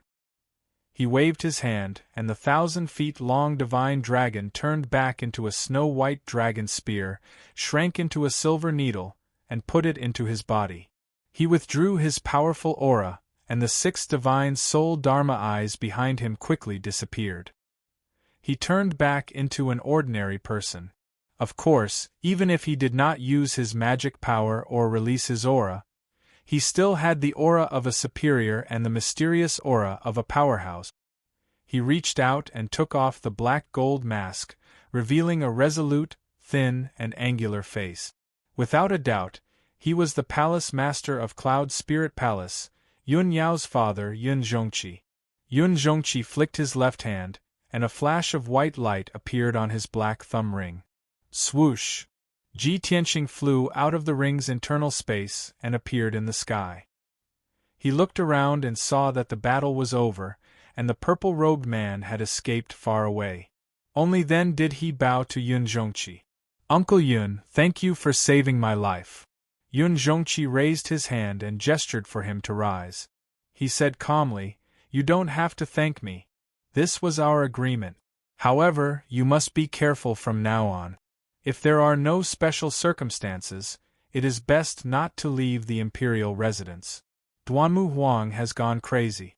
He actually tried to kill you himself. I did not expect this."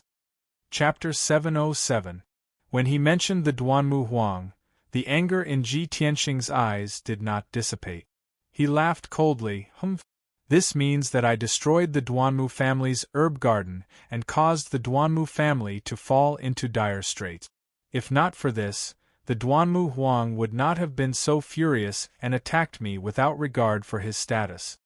After a pause, he said apologetically to Yun Zhongqi, "Uncle Yun, we agreed to work together and I would deal with the Duanmu family. Now that you have appeared to save me, even if you are wearing a mask, the Duanmu Huang will definitely recognize you. The Duanmu Huang already knows about my relationship with Cloud Soul Palace. I am truly sorry for dragging Cloud Soul Palace into this." Without waiting for him to finish, Yun Zhongqi waved his hand and said, Tianxing, you don't have to blame yourself.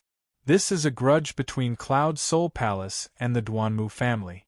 You were able to destroy the Duanmu family's herb garden, which is a great contribution. You have already greatly reduced the pressure on Cloud Soul Palace. Now that the Duanmu family is in a precarious situation, even if the Duanmu Huang knows that you are working with Cloud Soul Palace, what can they do to me? Cloud Soul Palace is not afraid of a direct battle with the Duanmu family. Furthermore, I will take advantage of this victory and completely destroy the Duanmu family. Speaking up to this point, Yun Zhongqi thought of something important and said to Ji Tianxing in a serious tone, Tianxing, previously your aunt asked Yao Yao to pass a message to you. You already know about that matter, right? Yao Yao's grandfather, Miracle Dr. Bailey, is about to return to Zhongzhou. Next month is his 300th birthday. When the time comes, I hope that you can attend the birthday banquet and meet with Yao Yao's grandfather. Ji Tianxing immediately revealed a wisp of a smile, cupped his hands and bowed. Since uncle has invited me, Junior will naturally accept. Yun Zhongqi nodded slightly and said earnestly, since that is the case, then you should return to the imperial residence. During this period of time, try to be as careful as possible. Don't let yourself fall into dire straits. Although I can save you once, I can't protect you for long. Ji Tianxing nodded to express his understanding. Then, he bowed and bid farewell to Yun Zhongqi before turning around and flying towards Central Continent City. Yun Zhongqi stood high in the sky and watched his back disappear into the distance before leaving quietly. Inside the imperial residence, Cloud Palace, 5 colored spirit clouds enveloped the Yunshao Palace, making the majestic palace look like a fairyland. Outside the gate of the palace, there were 18 guards in armor and carrying swords, looking solemn and dignified. A young man in a blue robe, who was even more beautiful than a woman, was waiting outside the door. His left hand was behind his back, and his right hand was holding a green jade folding fan. His entire body exuded a noble and graceful aura. Without a doubt, this handsome man was precisely Murong Lingfeng. He looked calmly at Yunshao Palace. His gaze passed through the door and into the palace. His eyes were filled with anticipation and longing. About half a quarter of an hour later, an armored guard walked out of the palace and quickly returned to the gate. This person came in front of Murong Lingfeng and respectfully cupped his hands. Young Master Murong, the heavenly concubine has been busy cultivating in seclusion recently and is unable to see you. Please return. Hearing the guard's words, Murong Lingfeng's eyes instantly dimmed. A deep sense of disappointment flashed through his eyes. He didn't say anything and expressionlessly turned around to leave. He walked into the distance. This is already the 3rd time I've come to find Suwen. Ever since she entered the imperial residence, I haven't seen her even once. Did Long Yunshao imprison her in the palace and forbid her from coming out? Or is Suwen unwilling to see me? The emperor is clearly heartless to her, and I'm infatuated with her. Why is she so indifferent and unwilling to see me? Murong Lingfeng silently muttered to himself. His mood was very low, and his eyes were a little gloomy. Not far from Yunshao Palace, and just as he was about to fly into the sky, a graceful figure suddenly appeared under a large tree by the side of the road. It was a beautiful woman dressed in a long brocade dress. She was dressed like a female official. Her face was delicate, and her eyes were lively. She gave off a delicate feeling that made people want to cherish her. Seeing this woman suddenly appear, Murong Lingfeng was startled. He frowned and said, "You're Lan Huixin? Why are you here?" Lan Huixin walked lightly to Murong Lingfeng. She smiled and bowed. Using a clear and pleasant voice, she said, "Huixin greets young Master Murong." "Greetings, young master." Murong Lingfeng looked at her expressionlessly and said indifferently, "Lan Huixin, aren't you Yun Yao's female official? Why did you come to Yunshao Palace?" Lan Huixin's face revealed a surprised expression. She smiled faintly and said, I didn't expect young Master Murong to be so well informed. You even know that I'm Yun Yao's female official. Murong Lingfeng said expressionlessly. How can this young master's power and methods be what you can imagine? Lan Huixin maintained her smile and said respectfully, Huixin is ignorant. Young master's family background is extraordinary. Naturally, you're well informed. You can sit at home and know about the world. Murong Lingfeng frowned and looked at her. He said indifferently, You suddenly appeared and stopped me. What do you want to say? Lan Huixin's beautiful eyes turned. She said with a smile that wasn't a smile, Young Master Murong often comes to Yunshao Palace. You're not here to visit the Emperor, right? If I'm not wrong, you must be worried about Heavenly Consort and Suwen. You want to see her face and comfort your lovesickness, right? Unfortunately, Suwen is infatuated with the Emperor and has become the Imperial Court's Heavenly Consort. Why do you keep thinking about her? Murong Lingfeng frowned and looked at her indifferently. He asked, The Emperor has already chosen his Heavenly Consort. You have no hope of becoming a Heavenly Consort. Why do you want to stay by Yun Yao's side and be a lowly female official? You're wasting your youth and delaying your future cultivation. At this point, Lan Huixin revealed a helpless expression. She laughed bitterly and self-mockingly. It seems that young master is the same as me. We're both people who have fallen from grace. Since that's the case, why don't we work together and achieve our wishes? You? Work together with this young master?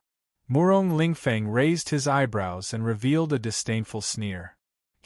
With your status and power, what qualifications do you have to talk about working together with this young master? Lan Huixin was looked down upon and humiliated, but she wasn't angry at all. She said with a solemn expression, Ji Tianxing and Yun Yao have a close relationship. The Emperor also has a close relationship with them. Their relationship isn't shallow. Although Suwen is a heavenly consort, she's all alone in Yunshao Palace. She's filled with worry and resentment all day long. Young Master Murong, what if I can make the Emperor and Ji Tianxing fall out and cause a misunderstanding between the Emperor and Yun Yao? Then Suwen will misunderstand the Emperor and be sad and disappointed? Wouldn't the enmity between these four be exactly what you want? Wouldn't it be greatly beneficial to you? Murong Lingfeng coldly stared at Lan Huixin and asked, The Emperor and Yun Yao have a misunderstanding, causing Suwen to be sad and disappointed in the Emperor. This is indeed beneficial to this young master. However, so what if the Emperor and Ji Tianxing fall out and become enemies? What does it have to do with this young master? Chapter 708. Suddenly hearing Lan Huixin's words, Murong Lingfeng's expression changed and a cold glint flashed across his eyes. Whoosh! His figure flashed 10 steps away and instantly appeared in front of Lan Huixin. He reached out his left hand at lightning speed and grabbed her neck. You dare to spy on the Murong family's secret? Speak. What else do you know? Lan Huixin's neck was being choked by Murong Lingfeng's large hand. Her feet left the ground and her face turned pale as she struggled. However, she was only at the Yuan Dan stage. No matter how much she struggled, she could not escape from Murong Lingfeng's grasp. Her face was full of anxiety and her eyes were covered with a layer of mist. She looked very pitiful. Cough cough. Sir Murong, please let me go. I definitely did not and would not dare to spy on the Murong family's secret. I only know that Ji Tianxing has many enemies and is the target of public criticism. You and the Duanmu family both want to get rid of him. Other than that, I really don't know anything else.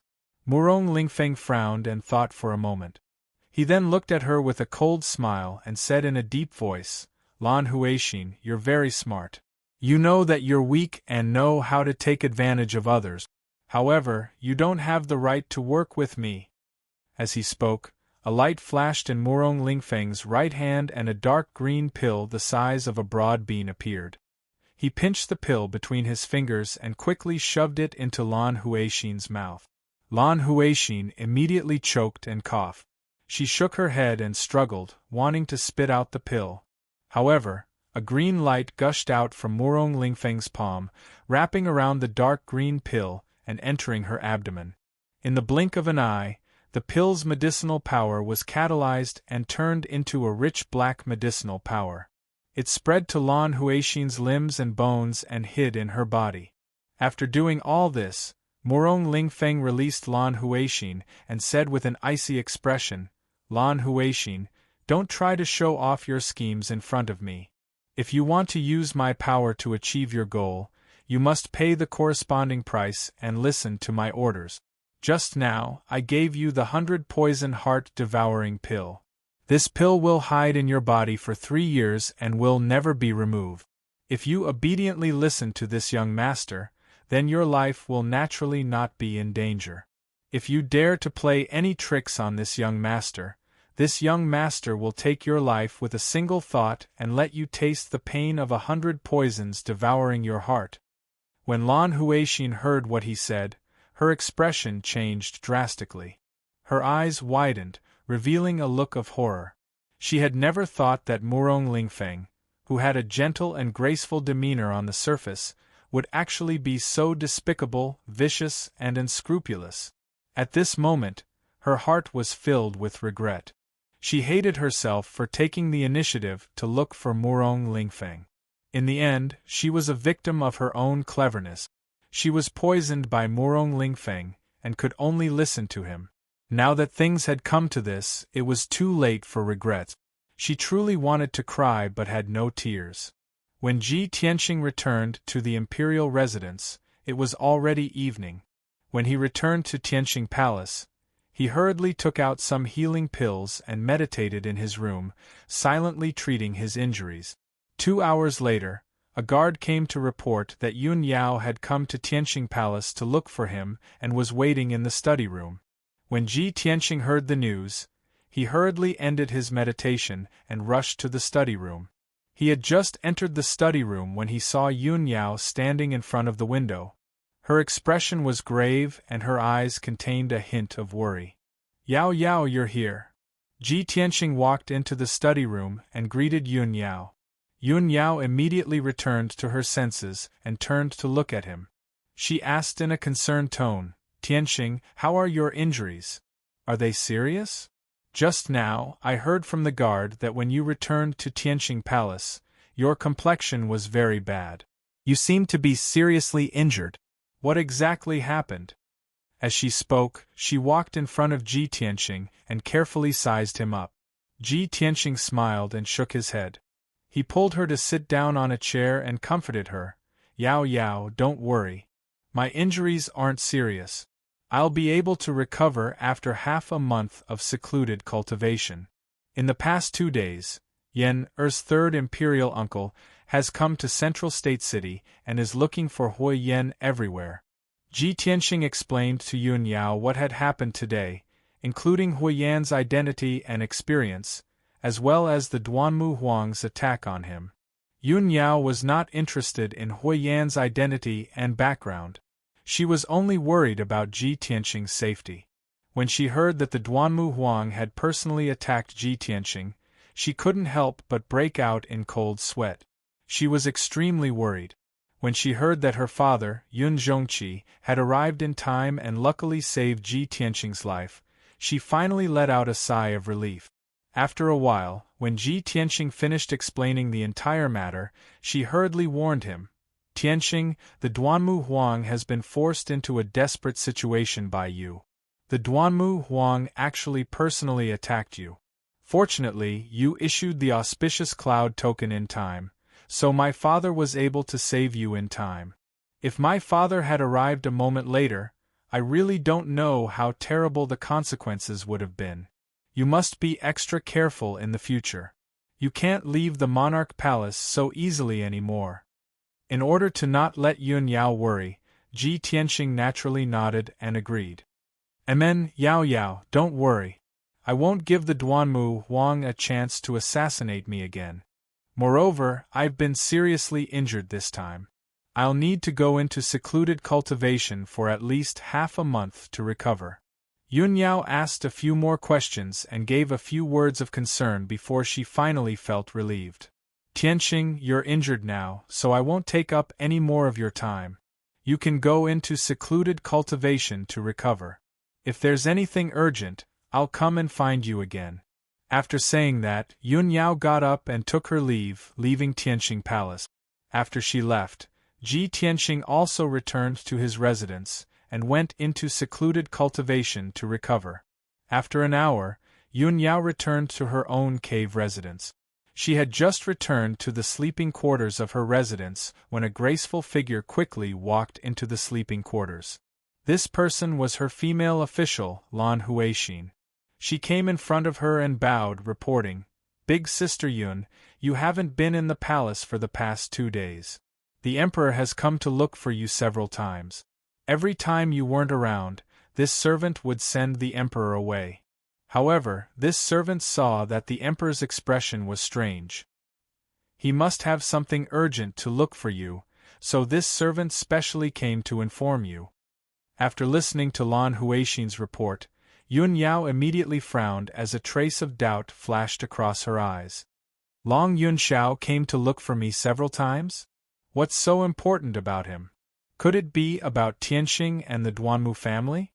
This thought flashed across Yun Yao's mind, and she immediately had an idea. "Okay, I got it. You can leave." She calmly waved her hand, indicating for Lan Huixin to leave. After Lan Huixin left the sleeping quarters, she got up and left Yun Yao Palace, rushing to the Emperor's cave residence, Yunxiao Palace. Lan Huixin had been hiding outside the palace, secretly watching Yun Yao. Seeing that she was rushing to Yunxiao Palace, a trace of a cold smile flashed across her eyes. She hurriedly took out a note that she had written long ago, tied it to the leg of a messenger spirit bird, and released the spirit bird. Chapter 709. By the time Yun Yao arrived at Long Yunxiao's cave, night had already fallen. The guards of Cloudy Palace were no strangers to her. They hurriedly opened the door and led her into Cloudy Palace. A few minutes later, the guards led her to the reception hall and had her sit down to drink tea while waiting. They then went to report the news to Long Yunxiao. At the same time, the rainbow spirit bird also arrived at Cloudy Palace and flew into a deep palace in the depths of the palace. This magnificent palace was Heavenly Consort and Suwen's bedroom. And Suwen was wearing a long brocade dress and a jade phoenix coronet on her head. Her hair was tied up in a bun with a golden hairpin. She was sitting in front of the window. Although she was dressed in splendid attire and looked graceful and luxurious, her eyes were staring blankly at the night sky outside the window. Deep resentment was hidden in the depths of her eyes. Whoosh! At this time, the rainbow spirit bird descended from the sky and landed in front of the window. And Suwen was startled awake. She stared at the messenger bird for a moment, then took a small piece of paper from the bird's leg. There were only 2 short sentences on the paper. After she finished reading it, her expression changed and a cold light flashed through her eyes. Damn it! What does she think Cloudy Palace is? She actually dares to ignore this consort's existence? And Suwen's beautiful face was cold, and she angrily shouted in a low voice. Then, she quickly walked out of the bedroom and quietly rushed to the reception hall. When she quietly entered the guest hall, she heard Long Yunxiao and Yun Yao's voices coming from the hall when she was still a few dozen steps away. And Suwen's expression changed slightly when she heard the 2 of them talking. She hurriedly entered a quiet room at the side of the hall and hid in the dark to listen to the movements in the hall. Inside the hall, Long Yunxiao and Yun Yao exchanged a few pleasantries before taking their respective seats and starting to talk. Long Yunxiao looked at Yun Yao with a gentle gaze and said with a smile, "Yao Yao, why did you take the initiative to look for this monarch today? Is there something wrong?" Yun Yao glanced at him and said with a calm expression, "If you didn't look for me time and time again, why would I look for you? Speaking of which, I should be the one asking. Why are you looking for me?" Long Yunxiao was startled for a moment, but he immediately reacted and said, "Yes, I have looked for you several times, and I do have something to ask you." I heard that your grandfather, Miracle Dr. Bailey, is returning to Zhongzhou. Cloud's Spirit Palace is going to hold his 300th birthday celebration next month? Yes, that's true. Yun Yao nodded. Long Yunxiao smiled and said, although the invitation from Cloud's Soul Palace hasn't arrived yet, I already know about it and have prepared a congratulatory gift. When the time comes, I will personally go to Cloud's Soul Palace to congratulate. Yao Yao, when are you going back to Cloud's Soul Palace? We can go back together. In a quiet room at the side of the main hall, Ansuwen heard the conversation between Long Yunxiao and Yun Yao. She immediately frowned as a trace of disappointment and resentment flashed through her eyes. There's actually such a thing? Why haven't I heard of it? The Emperor is preparing to go to Cloud's Spirit Palace to celebrate his birthday. As the heavenly concubine, why didn't I receive any news? Could it be that the Emperor is planning to go to Cloud's Soul Palace with Yun Yao and not bring me along? At this moment, Long Yunxiao and Yun Yao talked about another matter. Long Yunxiao said in a concerned tone, Yao Yao, Ji Tianxing is too daring. He actually destroyed the Duanmu family's herb garden and caused the Duanmu family to suffer great losses. The situation in Zhongzhou is also in chaos. Although the imperial court won't say anything and won't interfere in this matter, they still have to protect the stability of Zhongzhou. Also, the Duanmu family has been forced into a dead end. They will definitely fight back and take revenge on all their enemies. Ji Tianxing is the first to bear the brunt of it. I'm worried that you will be affected. You must be careful. Yes, I know. Thank you for your concern. Yun Yao replied calmly. After pausing for a moment, she thought of something and said to Long Yunxiao, Yunxiao, Tianxing has his own plans and reasons for doing this. At least, it can reduce a lot of pressure on Cloud's Soul Palace.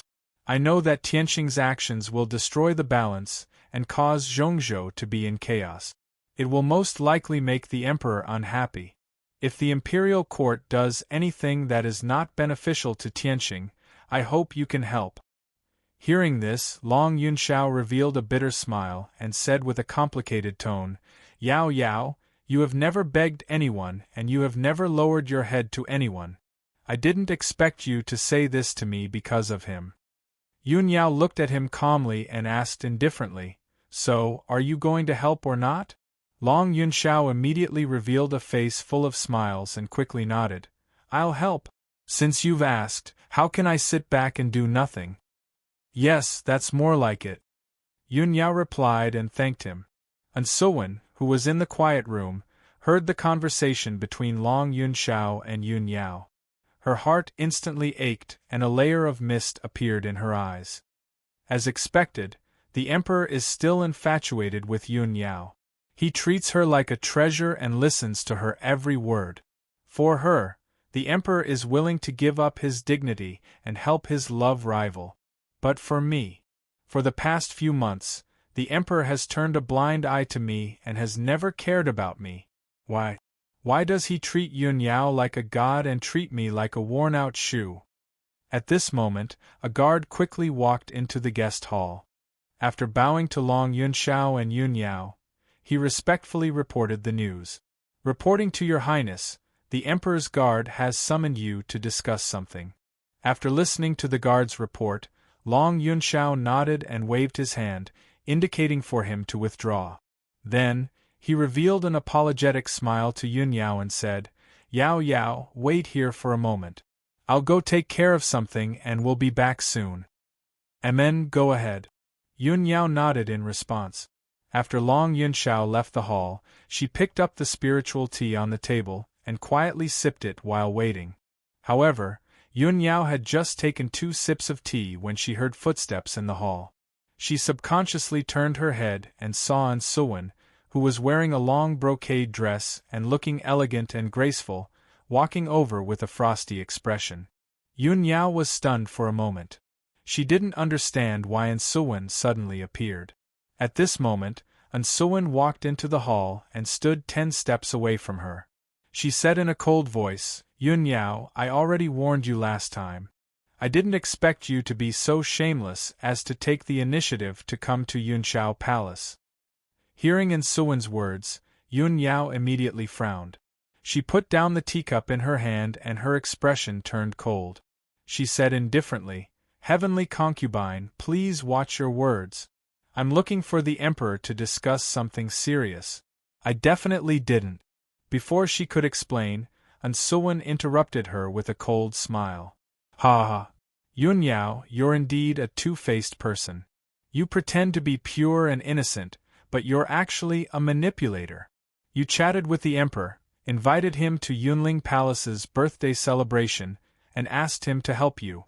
Are all these things serious business? I think you're secretly in cahoots with the Emperor. I've already caught you in the act.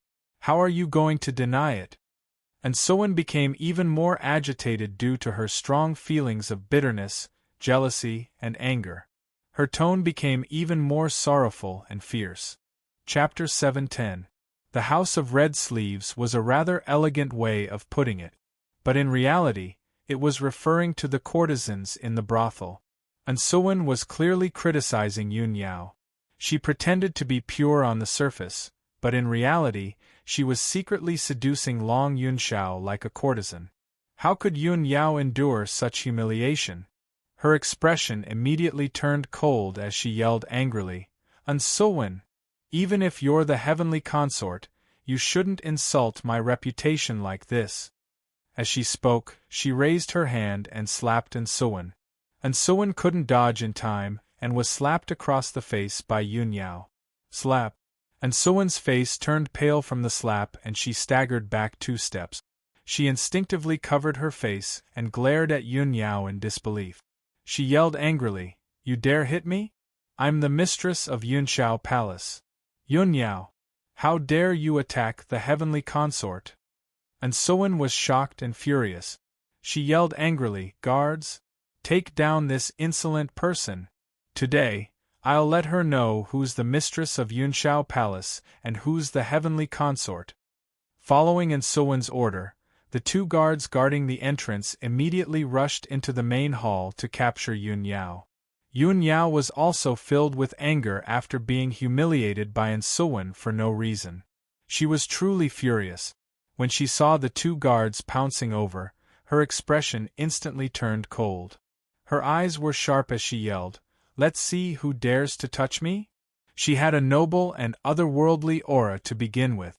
Now that she yelled angrily, her aura was naturally dignified and awe-inspiring. The 2 guards knew her identity and didn't dare to make a move. After exchanging glances with each other, the 2 of them retreated to the corner of the hall. Ensuwen flew into a rage when she saw this. She reprimanded them fiercely, "Bastards! You dare to disobey my orders?" The 2 guards looked troubled. They didn't dare to capture Yun Yao, but they couldn't explain themselves either. The 2 of them could only lower their heads and pretend that nothing had happened. Yun Yao glared at Ensuwen and said coldly, "Ensuwen, don't go overboard. Not to mention you, even if the Emperor was here, he wouldn't dare to humiliate me like this, much less order the guards to capture me." Ensuwen's cold gaze swept past the 2 guards, then she turned to Yun Yao and shouted angrily, "Humph! The Son of Heaven is infatuated with you and cherishes you. Of course, he wouldn't bear to punish you. Since that's the case, I'll do it myself." After saying that, Ensuwen really did pounce on Yun Yao and swung her palms at Yun Yao. Perhaps it was to take revenge for the slap just now, but she used all her strength to slap Yun Yao's face. However, Ensuwen only had the strength of the Origin Core stage. No matter how angry she was and how much strength she used, she couldn't hurt Yun Yao. When her palms came at her at lightning speed, Yun Yao's figure flashed and she retreated 5 steps, easily dodging the attack. Ensuwen's palms missed and she became even angrier. She roared hysterically, "Yun Yao! Don't even think about dodging. No matter what, I won't let you off easily today. Even if the Emperor begs for mercy on your behalf, it's useless." The anger and resentment that had accumulated over the past few months made Ensuwen very emotional. She was filled with grief and indignation, and tears welled up in her eyes. She let out a low growl and pounced towards Yun Yao again, this time with an even faster speed. She spread her fingers and grabbed at Yun Yao like an eagle's claws, vowing to capture Yun Yao on the spot.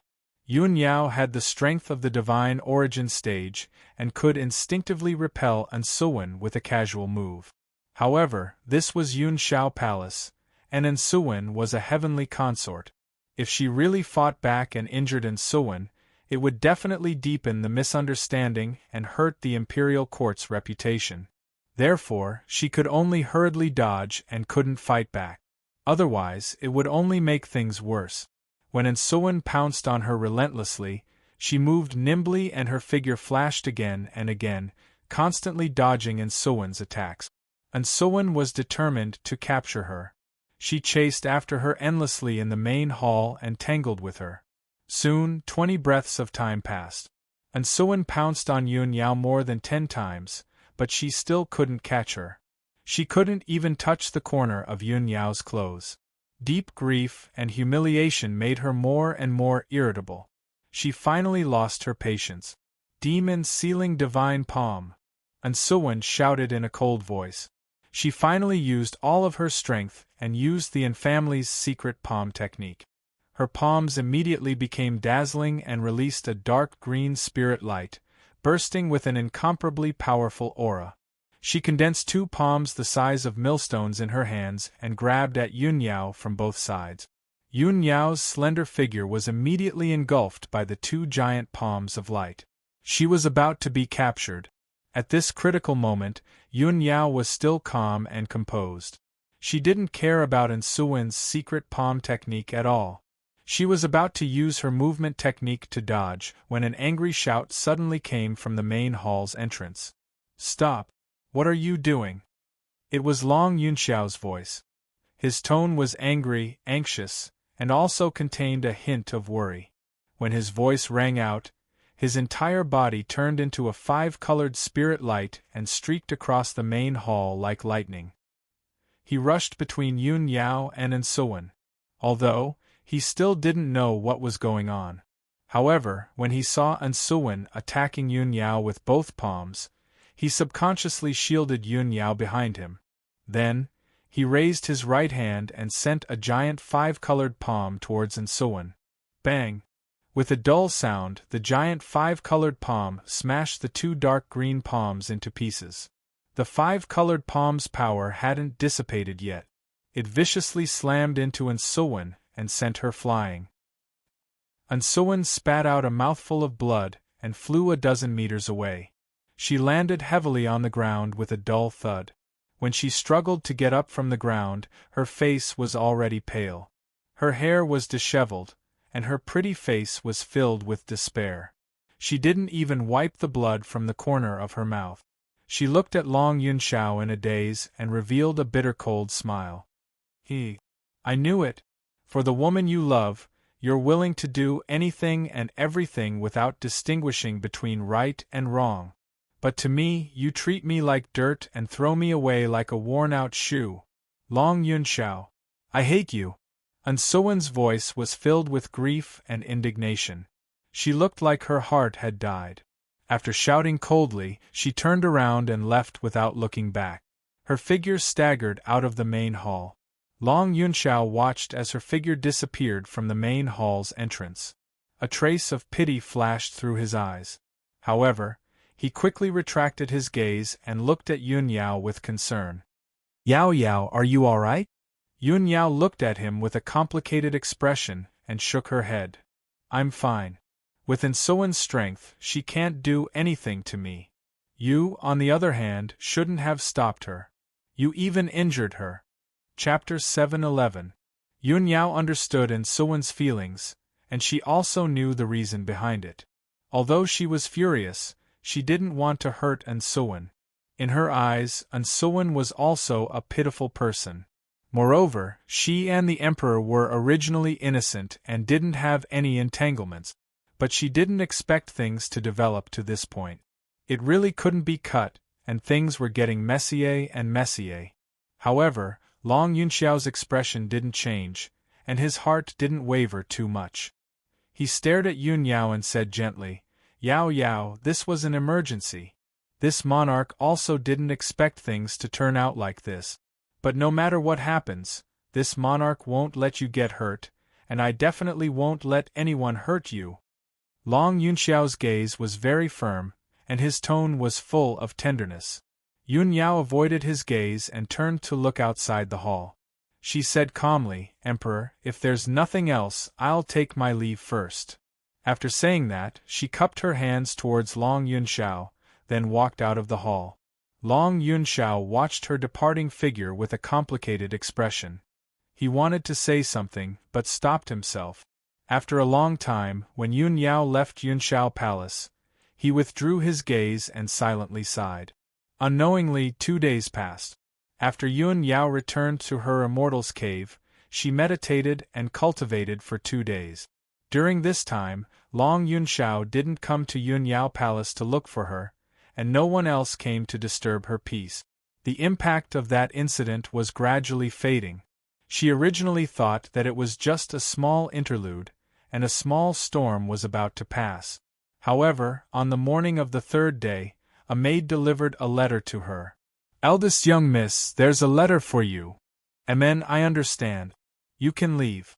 Yun Yao stopped meditating and reached out to take the letter. She looked down and saw that there was no name on the dark brown envelope, so she opened it and took out the letter inside. There was a sentence written in the letter. "If you want to save the heavenly consort, come to the southern suburbs Swallow Return Mountain." When Yun Yao saw this sentence, her expression immediately changed, and a trace of confusion flashed through her eyes. Save and Suwon? Why did he save her? Could she be in danger? Yun Yao held the letter and frowned in confusion. After a moment of hesitation, she put the letter back into the envelope and got up to leave Yun Yao Palace. She flew into the sky and rushed towards Cloud Palace as fast as lightning. She wanted to find Long Yunxiao and ask him what had happened. An hour later, Yun Yao landed outside the gate of Yunxiao Palace. Shua. The guard at the door saw her hurrying over and hurriedly led her into the guest hall of Yunxiao Palace. Not long after, Long Yunxiao heard the news and rushed to the main hall. "Yao Yao, why have you come to find me?" Yun Yao looked at him and asked solemnly, "Emperor, is the heavenly consort in Yunxiao Palace?" Long Yunxiao shook his head and said with a complicated tone, "Ever since that incident, the heavenly consort left Yunxiao Palace and left the monarch's residence. I've already sent people to look for her, but there's been no news." Hearing this, Yun Yao's expression changed slightly. She hurriedly took out the letter and handed it to Long Yunxiao. "Someone sent me this letter just now. Take a look." Long Yunxiao frowned and a strange look flashed through his eyes. He took the letter and opened it, then took out an identical letter from his interspatial ring. "Coincidentally, I also received a mysterious letter just now. It's exactly the same as yours."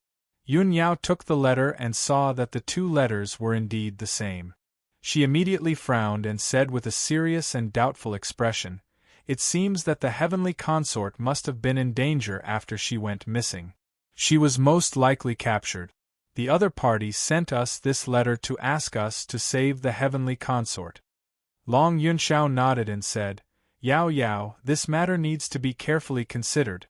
It's enough that the other party captured the heavenly consort and sent me a message. Why did they send you an identical letter? I suspect that there must be some kind of conspiracy behind this." Yun Yao frowned and asked in a deep voice, "What's the other party's motive for asking us to save the heavenly consort?" Long Yunxiao pondered for a moment but didn't have any clue. He said in a serious tone, "Everyone in the world knows the heavenly consort's identity. If the other party is a human, even if they captured the heavenly consort, they wouldn't dare to kill her. The heavenly consort is my wife in name. I'll naturally send people to save her. Yao Yao, this matter has nothing to do with you. You don't need to pay attention to this letter." Yun Yao was silent for a moment. She held the 2 letters with both hands and secretly checked them. With the special talent of the celestial sacred body, she quickly found that there was a trace of a foreign race's aura in the two letters. Unfortunately, the two traces of foreign race's aura were very weak and faintly discernible. Yun Yao could only determine that the two traces of foreign race's aura were almost the same, but she couldn't tell what race they belonged to. She told this to Long Yunxiao. Long Yunxiao immediately revealed a surprised expression. There's a foreign race's aura in the two letters, and it's the same? Could it be that the person who sent the letters is a foreign race? Or perhaps, the person who wrote the letters is a foreign race? Could the heavenly consort have been captured by a foreign race? Yun Yao thought for a moment and said with a serious expression, "The central continent city and the monarch's mansion are inhabited by both humans and foreign races. It's normal for the aura of foreign races to appear. Just based on this point, it's very difficult for us to determine who captured the heavenly consort. Son of Heaven, I'll go with you to find the heavenly consort. It'll definitely be faster and easier than you sending your guards to find her. After all, I have the celestial sacred body's bloodline. I'm very sensitive to the aura of other races. I should be able to help you." Long Yunxiao hesitated and didn't answer. He instinctively wanted to refuse. He didn't want Yun Yao to be involved in this dangerous plot. However, it was rare for Yun Yao to travel with him. He didn't want to miss this opportunity to be alone with her. After thinking for a moment, he finally nodded and agreed. "All right, since that's the case, let's work together to rescue the heavenly consort. I want to see who the other party is. They actually dare to disregard the dignity of the imperial court and make a move on the heavenly consort. They're plotting against me." After saying that, Long Yunxiao brought Yun Yao out of the main hall. Both of them were in the heaven origin stage. They didn't bring any guards or attendants. After leaving the Yunxiao palace, the two of them flew across the sky as fast as lightning and rushed towards the exit of the monarch's mansion. The location mentioned in the two mysterious letters was Mount Yanhui in the southern outskirts of the central continent city. That mountain range was located 300 miles south of the city. It wasn't eye-catching at all. Long Yunxiao and Yun Yao had both heard of Mount Yanhui. They knew that it was a mountain range that was hundreds of miles long. There were several peaks that were thousands of feet high. However, the letters didn't mention which mountain they had to go to rescue the heavenly consort and so on. Chapter 7:12. When the sun was high up in the sky, Long Yunxiao and Yun Yao entered the depths of the mountains in the southern suburbs and arrived at Swallow Return Mountain. Looking down from high up in the sky, they saw towering mountain ranges stretching out in all directions. Towering dark green peaks were located in each mountain range, exuding an ancient and majestic aura. The two of them stood in the sky above Swallow Return Mountain and looked down at the three peaks below. The three mountain peaks were all thousands of feet tall, and they all looked the same. There was nothing special about them. Yun Yao secretly circulated her energy and used her celestial sacred physique bloodline to detect the aura of the foreign races. However, she found nothing and couldn't detect the aura of the foreign races. Long Yunxiao's eyesight was very keen and he immediately saw the clues. "Yao Yao, look. There are many cracks in Swallow Return Mountain and a large part of the forest has been destroyed. There are still many pits left. Judging from the cracks and pits, there must have been a fight here before. Moreover, it must have been a fight between several Sky Origin stage experts." Yun Yao looked in the direction he pointed and saw that the towering mountain was full of cracks and a large part of the lush forest had been destroyed. There were more than a dozen deep pits and ravines on the entire Swallow Return Mountain, turning it into a mess of ruins. Yun Yao frowned and said in a deep voice, "That's right. A fight did happen here. Let's look for it first." After saying that, she and Long Yunxiao landed on the mountain range. The two of them split up and released their spiritual senses to conduct a carpet search. 3 hours later, the two of them had thoroughly searched the entire Swallow Return Mountain range. However, they didn't find anyone, nor did they find any useful clues. Both of them were full of doubts. Yun Yao frowned and asked, Son of Heaven, we've already searched the entire Swallow Return mountain range, but found nothing. The other party isn't here at all. They didn't hide Heavenly Consort here either. What are you going to do? Long Yunshao also frowned and said helplessly, We don't have any other clues except for those 2 letters. What else can we do? In my opinion, we should just wait here and act according to the circumstances. Since the other party sent us a letter to come here, they must have taken action. Yun Yao thought for a moment and nodded. That's the only thing we can do. Let's wait and see. Therefore, Long Yunshao used his formation skills to set up a Heavenly Origin defensive formation on the mountain peak. The defensive power of this formation was not bad, but it only had a radius of 10 meters, which was just enough to cover a patch of grass and a millstone. After setting up the formation, Long Yunshao and Yun Yao sat upright on the millstone and closed their eyes to rest, waiting silently. The sun continued to set in the west, and time passed quietly. The peak of the mountain was very quiet. Only the sound of the mountain breeze blowing through the forest could be heard. Unknowingly, the afternoon passed. Long Yunshao and Yun Yao waited until dusk, but no one appeared, let alone the person who sent the mysterious letter. Their patience gradually wore thin, and the worry and uneasiness in their hearts grew stronger and stronger. At this moment, in the sky not far away, a dark red cloud suddenly floated over. At first glance, the dark red cloud looked like a sunset that had been dyed red by the setting sun. However, the red cloud was extremely fast, streaking across the sky like a bolt of lightning. Within a few breaths, it had arrived above the mountain. Long Yunshao and Yun Yao immediately sensed that something was wrong. They both opened their eyes and looked up at the red cloud above their heads. They saw that the red cloud had a radius of 1,000 meters, and its color was dark red, as if it was condensed by blood light. The red cloud exuded a strong smell of blood, and it kept rolling and surging, containing a terrifying power. This is a blood cloud. It's a demon powerhouse. Yun Yao was very sensitive to the aura of the demons. She immediately determined that the red cloud was a blood cloud condensed by a demon powerhouse. Long Yunshao immediately frowned, and his eyes were a little gloomy. He said in a cold tone, Previously, the imperial court had heard that many demon powerhouses sneaked into Zhongzhou, disguised as humans, and moved frequently in the dark. I didn't expect the demons to be so arrogant and dare to come to me openly. As his voice fell, the blood cloud in the sky suddenly converged, and in the blink of an eye, it condensed into a human figure. It was a demon man wearing a blood-red robe, and he was as thin as a bamboo pole. His appearance was a little strange. His skin was pale and bloodless, like a cold corpse.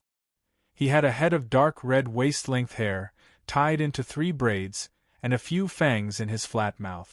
His pair of dark red eyes contained a bloodthirsty cold light that made people tremble in fear. The blood-robed man looked down at Yun Yao and Long Yunshao. His eyes were shining with excitement, and he sneered. Kakik, I'm really lucky today to meet you here. Since you delivered yourself to me, I won't be polite. Today, both of you must stay. The blood-robed man's tone was very playful, like a cat playing with a mouse. Obviously, he regarded Long Yunshao and Yun Yao as turtles in a jar. Yun Yao hated the demons to the core. Naturally, her eyes were filled with cold light, and she glared at the blood-robed man with murderous intent. Long Yunshao could still maintain his calm. He stared coldly at the blood-robed man and asked in a deep voice, "Who are you? Do you know who I am?" Ha ha ha! The blood-robed man raised his head and laughed. His voice was full of contempt and disdain. Aren't you the emperor of the human clan? You are the noble emperor of the human clan. In front of me, you are not even a fart. Remember, I, Xue Qianjiang, will take your lives today.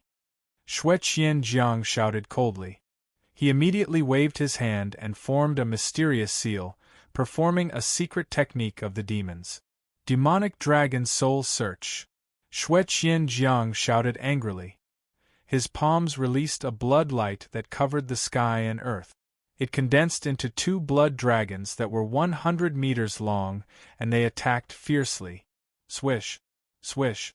The two blood dragons with strong bodies and evil auras fell from the sky toward Long Yunxiao and Yun Yao with monstrous blood and murderous intent. The two of them did not expect Xue Qianjiang to attack so decisively.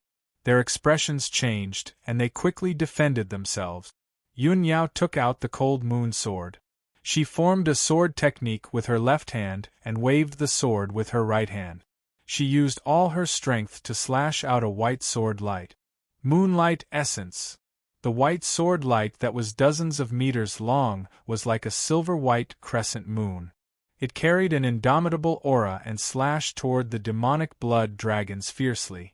Long Yunxiao also put on the God of War armor. He held the nine-cloud sword in his right hand and used all his strength to slash out a huge golden sword light to block the attack of the demonic blood dragons. In the next moment, the two sword lights and the two demonic blood dragons collided with each other, and there was a muffled bang-bang sound. The loud sound echoed among the mountains. The dazzling golden light, silver light, and blood-red light lit up the dark sky for dozens of miles. The violent and raging energy rolled up a shocking hurricane and spread out in all directions. Immediately, the lush forest around the mountain peak suffered a calamity and was immediately crushed into fine powder. Chapter 7:13. The loud noise that reverberated in the sky gradually dissipated, and the heaven and earth returned to peace.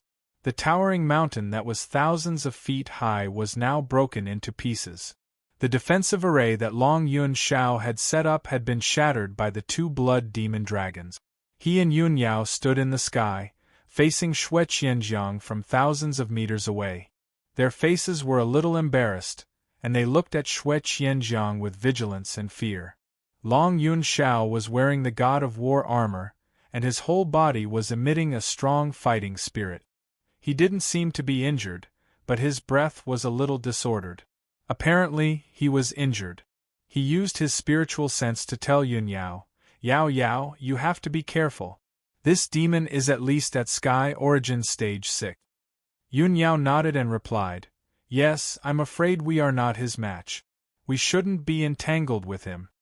Long Yunxiao agreed and said in a low voice, "Let's think of a way to get rid of him. Our top priority is to find the Heavenly Lady as soon as possible." The two of them had tested Xue Qianjiang's strength with one move, and they already had the intention to retreat.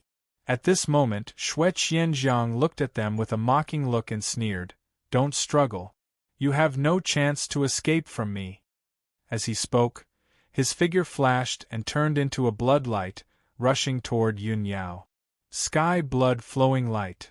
A blood light that was hundreds of meters long, like a giant blade that could split heaven and earth, chopped toward Yun Yao's head. Xue Qianjiang obviously knew that Yun Yao was the weaker one among the two of them, so he attacked Yun Yao first. The dark red giant blade cut through the sky faster than lightning, and instantly chopped toward Yun Yao's head. Yun Yao's face changed, and she subconsciously wanted to retreat. However, the giant blade released a boundless invisible power, which had already sealed the space within thousands of meters. She felt like she was in a quagmire, and no matter how hard she struggled, she couldn't escape from the suppression of the invisible power. Her speed was as slow as a snail. She couldn't escape from the giant blade, and was about to be hit. At this critical moment, she didn't hesitate to wave the cold moon sword and perform her unique sword art. River of Stars. The cold moon treasured sword emitted starlight that filled the sky. It was as if hundreds of thousands of bright stars had gathered to form a dazzling galaxy.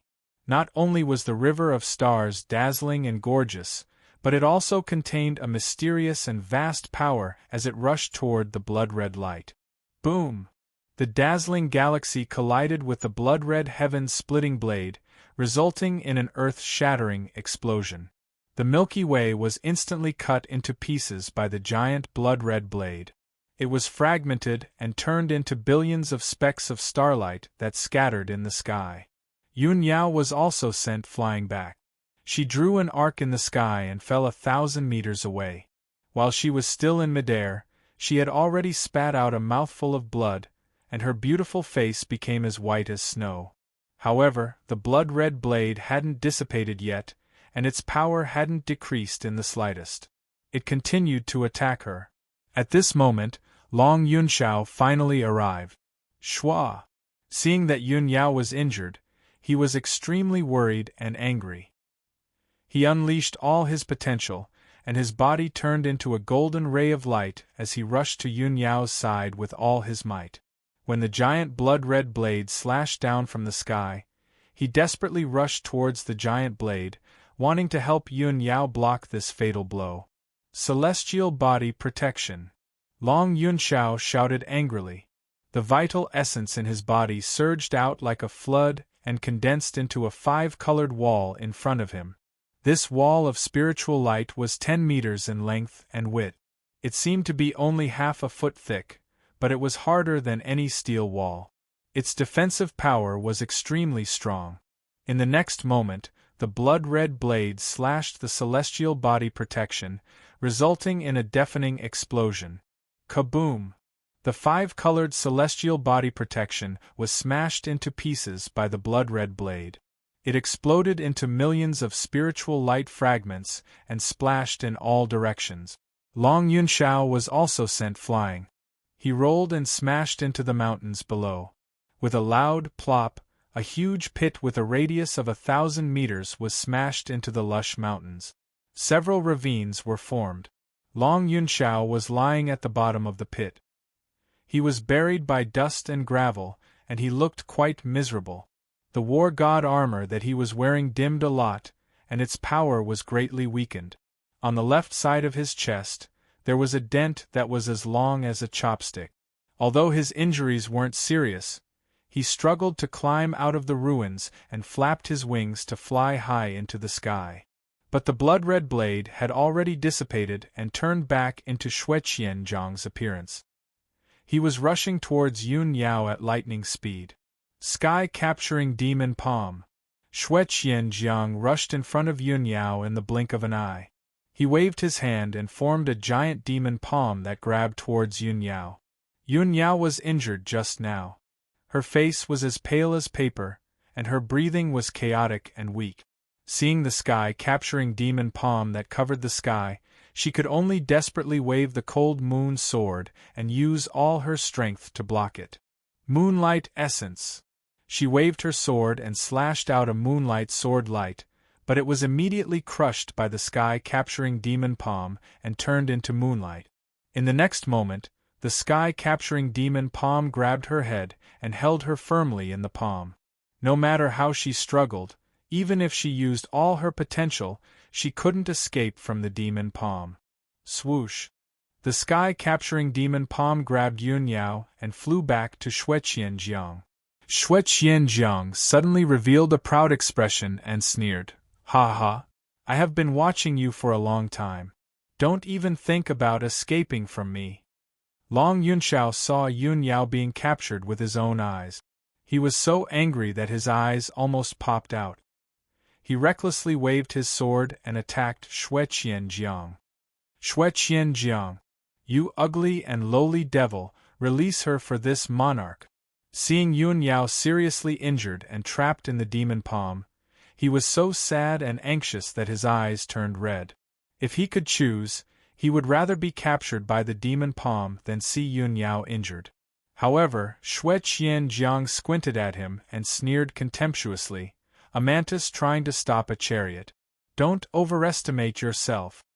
As he spoke, he waved his sleeves and unleashed an earth-shattering blood light towards Long Yunxiao. That earth-shattering blood light immediately turned into a 100-meter-long blood light sword and fiercely stabbed towards Long Yunxiao. Long Yunxiao quickly waved the 9-cloud sword and dragon teeth blade and unleashed an earth-shattering sword light and saber light to meet the blood light sword. Bang bang! 2 deafening sounds burst out, and the saber light and sword light exploded at the same time. Long Yunxiao was once again sent flying by the blood-light sword and smashed into the mountain below. The mountain that was already full of cracks was smashed into a huge deep pit, and dust and stone fragments splashed everywhere. Long Yunxiao's internal organs were seriously injured, and blood immediately flowed out from his mouth and nose. He lay at the bottom of the deep pit in a sorry state. Xue Qianjiang didn't attack again. He looked down at Long Yunxiao in the deep pit and shouted coldly, "Long Yunxiao, I will spare your life today. Go back and tell Ji Tianxing that if he wants to save Yunyao, he has to come to the Dark Wind Cave in Black Ink Mountain to find me. I will only give him 1 day. If he doesn't come, don't blame me for being ruthless and killing his sweetheart." After that, Xue Qianjiang grabbed Yunyao and turned into a blood cloud, flying away as fast as lightning. Chapter 7:14. Long Yunxiao watched as Yunyao was taken away, and the blood cloud flew away at lightning speed. He was filled with anger and fury. He chased after them recklessly to save Yunyao. However, his speed was too slow. He couldn't catch up with the blood cloud that Xue Qianjiang had transformed into. In the end, he chased for dozens of miles. The blood cloud disappeared in the sky and completely disappeared. Long Yunxiao could only stop the chase.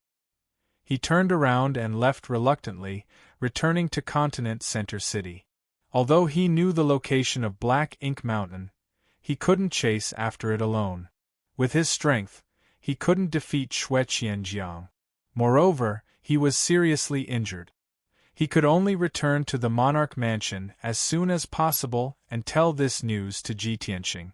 The dark red blood cloud wrapped Yunyao and flew across the sky as fast as lightning.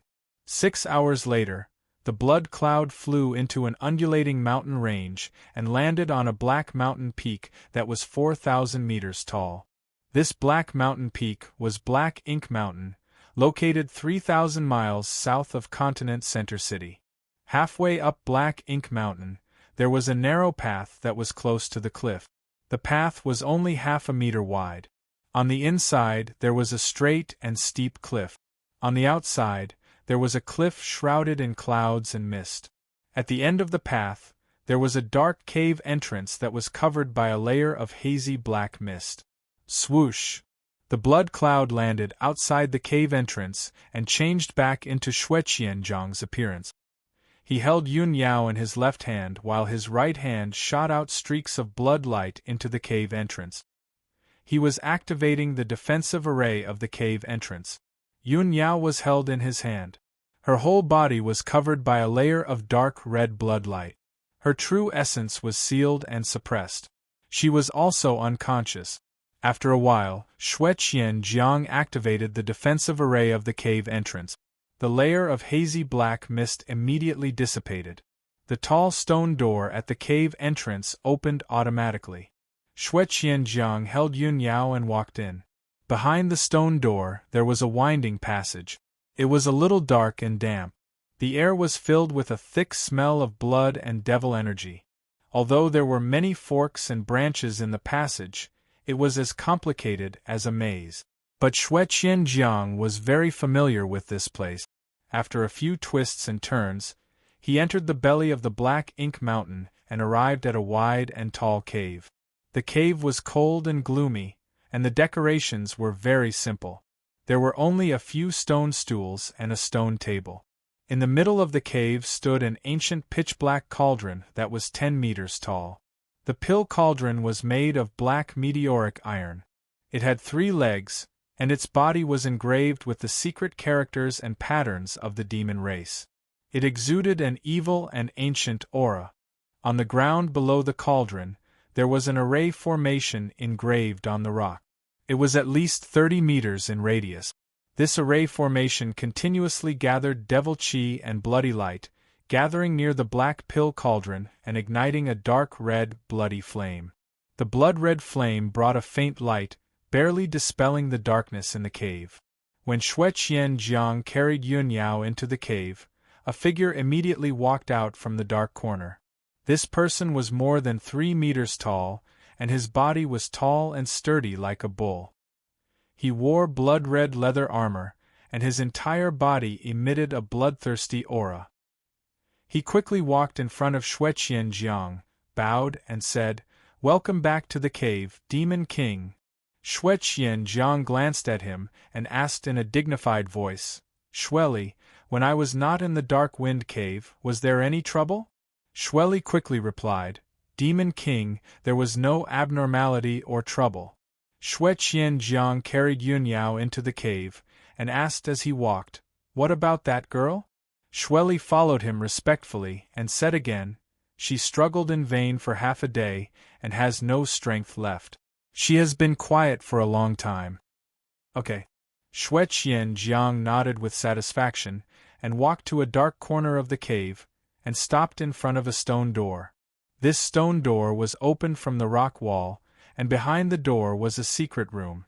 Without Xue Qianjiang's command, Xueli took the initiative to open the stone door's array formation. With a creaking sound, the stone door opened by itself. Behind the door was a secret room about 10 meters in radius. The secret room was dark, and there was a simple gemstone lamp in the corner, emitting a dim silver light. On the wall facing the door, there were several thick cold iron chains, and a young girl wearing a long brocade dress and a jade phoenix crown was firmly tied to it. This girl's face was beautiful, and her temperament was noble. However, her clothes were a little messy and the jade phoenix crown was a little crooked. She looked very embarrassed. Her limbs and waist were tied by several cold iron chains, and her vital qi was sealed, so she could not break free. When Xue Qianjiang and Xueli stepped into the secret room, she was leaning against the cold wall, and her hair was disheveled. She was silently resting and recovering her strength. Hearing the sound of the door opening, she slowly looked up at Xue Qianjiang, and glanced at Yunyao in Xue Qianjiang's hand. When she saw Yunyao's face, she immediately showed a shocked expression, and her eyes were full of doubts. "It's her. How did she get caught?" Xue Qianjiang carried Yunyao to the left side of the wall, and tied her up with cold iron chains. Then, he walked out of the secret room with Xueli.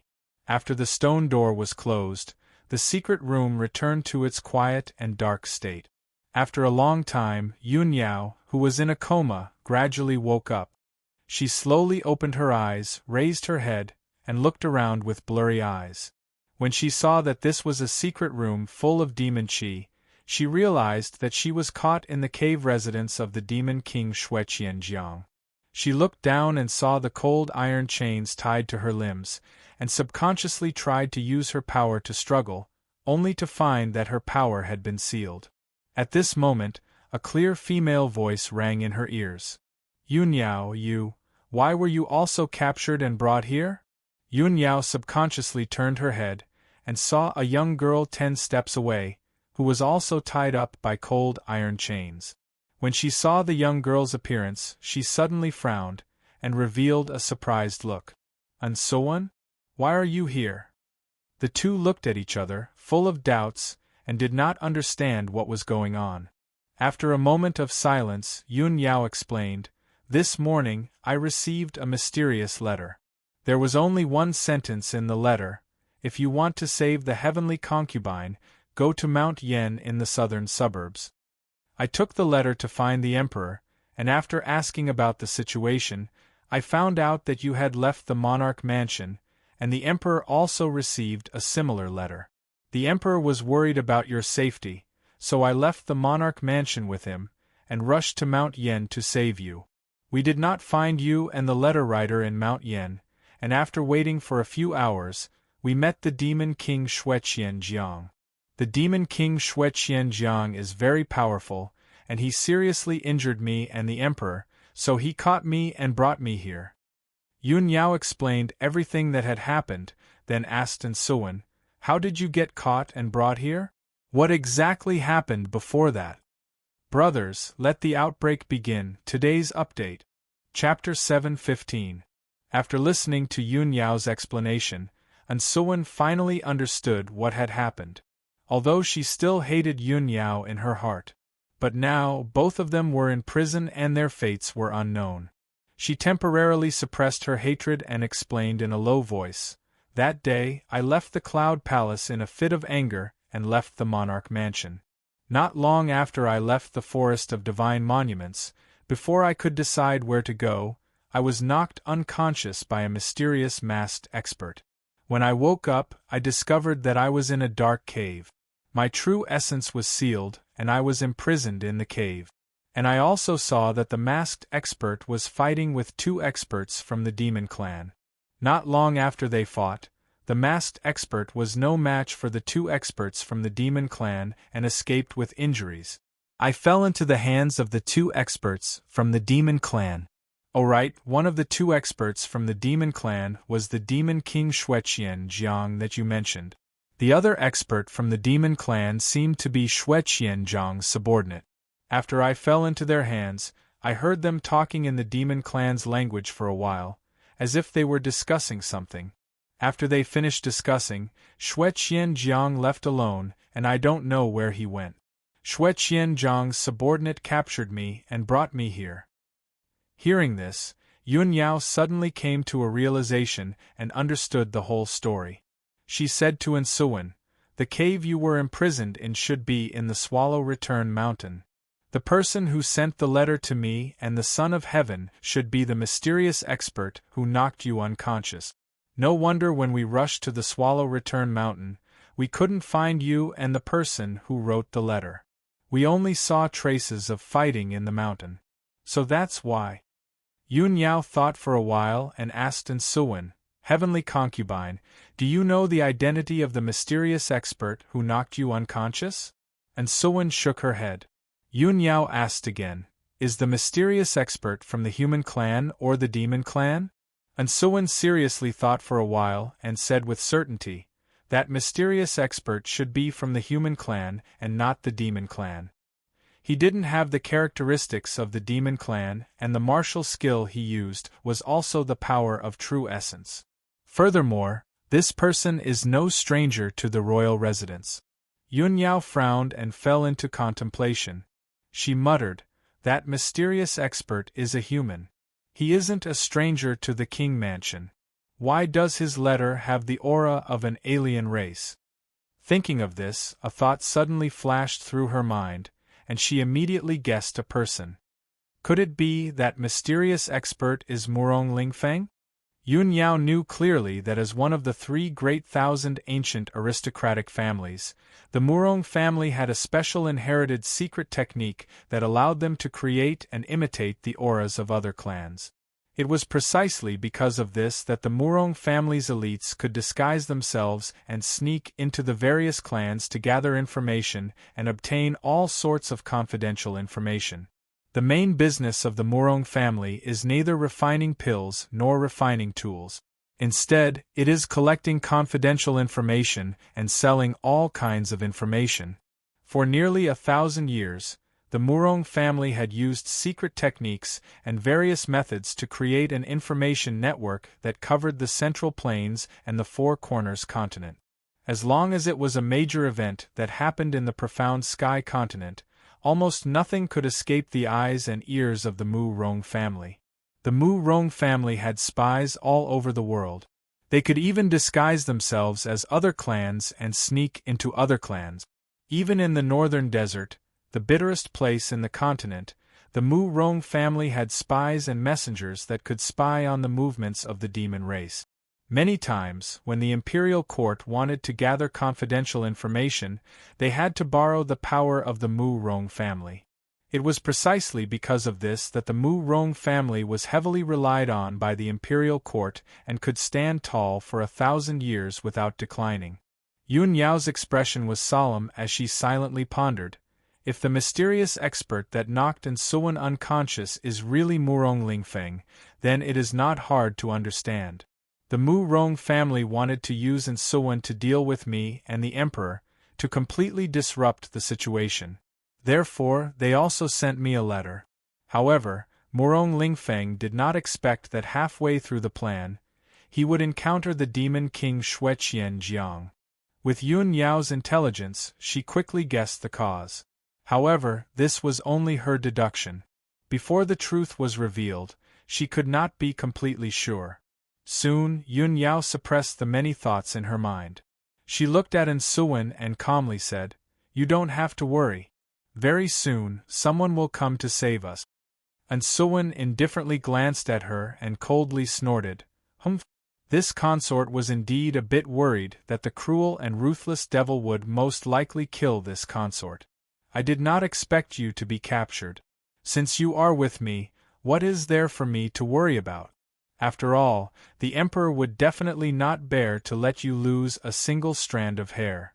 No matter what, he will come to save you." Suwen's tone was filled with jealousy and ridicule. Her eyes were also filled with enmity and hatred. Yun Yao calmly glanced at her. She could see that she was still holding a grudge and was still brooding over the previous matter. She solemnly said, "I, Yun Yao, only love Ji Tianxing. In this life, I will not marry anyone else but him.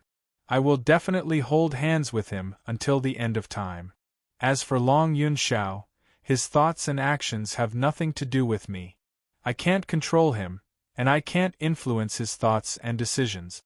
Speaking up to this point, she stared at Suwen and calmly said, "Suwen, you are not a commoner in the mortal world. Why do you have to be a narrow-minded, jealous woman? Instead of wasting your time and energy on jealousy, why don't you spend more time thinking about how to capture Long Yun Xiao's heart? What should you do to secure your position as the heavenly consort?" When Suwen heard the words narrow-minded and jealous woman, she instinctively frowned. A trace of anger flashed through her eyes. However, Yun Yao's words were reasonable. There was not a single bit of falsehood in them. She stared blankly for a moment. The anger on her face and eyes gradually dissipated. She silently lowered her head. She also understood that Yun Yao was right. If she wanted to win the Emperor's favor, she had to follow the Emperor's wishes. She clearly knew that the Emperor was infatuated with Yun Yao, but she never thought about how to capture the Emperor's heart. Instead, she went against Yun Yao and schemed and competed with her. She was simply asking for trouble. It would only make the Emperor more and more disgusted with her. Suwen's eyes shone brightly. She thought to herself, as the heavenly consort, I should be both talented and virtuous. I should have the style of a motherly model of the world. Only then can I obtain the Emperor's and Imperial Court's recognition. I should be more magnanimous in order to resolve the awkward situation in front of me. As long as Yun Yao doesn't want to marry the Emperor and doesn't want to compete for the position of the heavenly consort, the Emperor will never be able to obtain her. I will always be the heavenly consort. Time can change everything. Although the Emperor can't let go of Yun Yao for now, as long as I stay by the Emperor's side, one day I will be able to change his mind and let him see my infatuation. Thinking up to here, Suwen's gaze became much calmer and gentler. The haze that shrouded her heart also gradually dissipated. She looked at Yun Yao with a sincere gaze and said in a serious tone, "Yun Yao, I did misunderstand you before. My actions were a bit overboard." Chapter 7:16. At the same time, in the monarch mansion, a dazzling golden light streaked across the sky, flying towards the peak of the Tianxing mountain range. Swoosh! The golden light landed outside the gate of the Tianxing palace, revealing a handsome and tall figure. This handsome young man in a golden robe was the son of heaven, Long Yun Xiao. His face was pale and bloodless, and his true qi aura was somewhat chaotic and weak. It was obvious that his injuries were not light. However, he did not care about his injuries at all. After landing, he hurriedly walked towards the gate. "Where's Ji Tianxing? I have something to talk to him about." The guard at the gate recognized him and did not stop him. He quickly opened the gate to welcome him.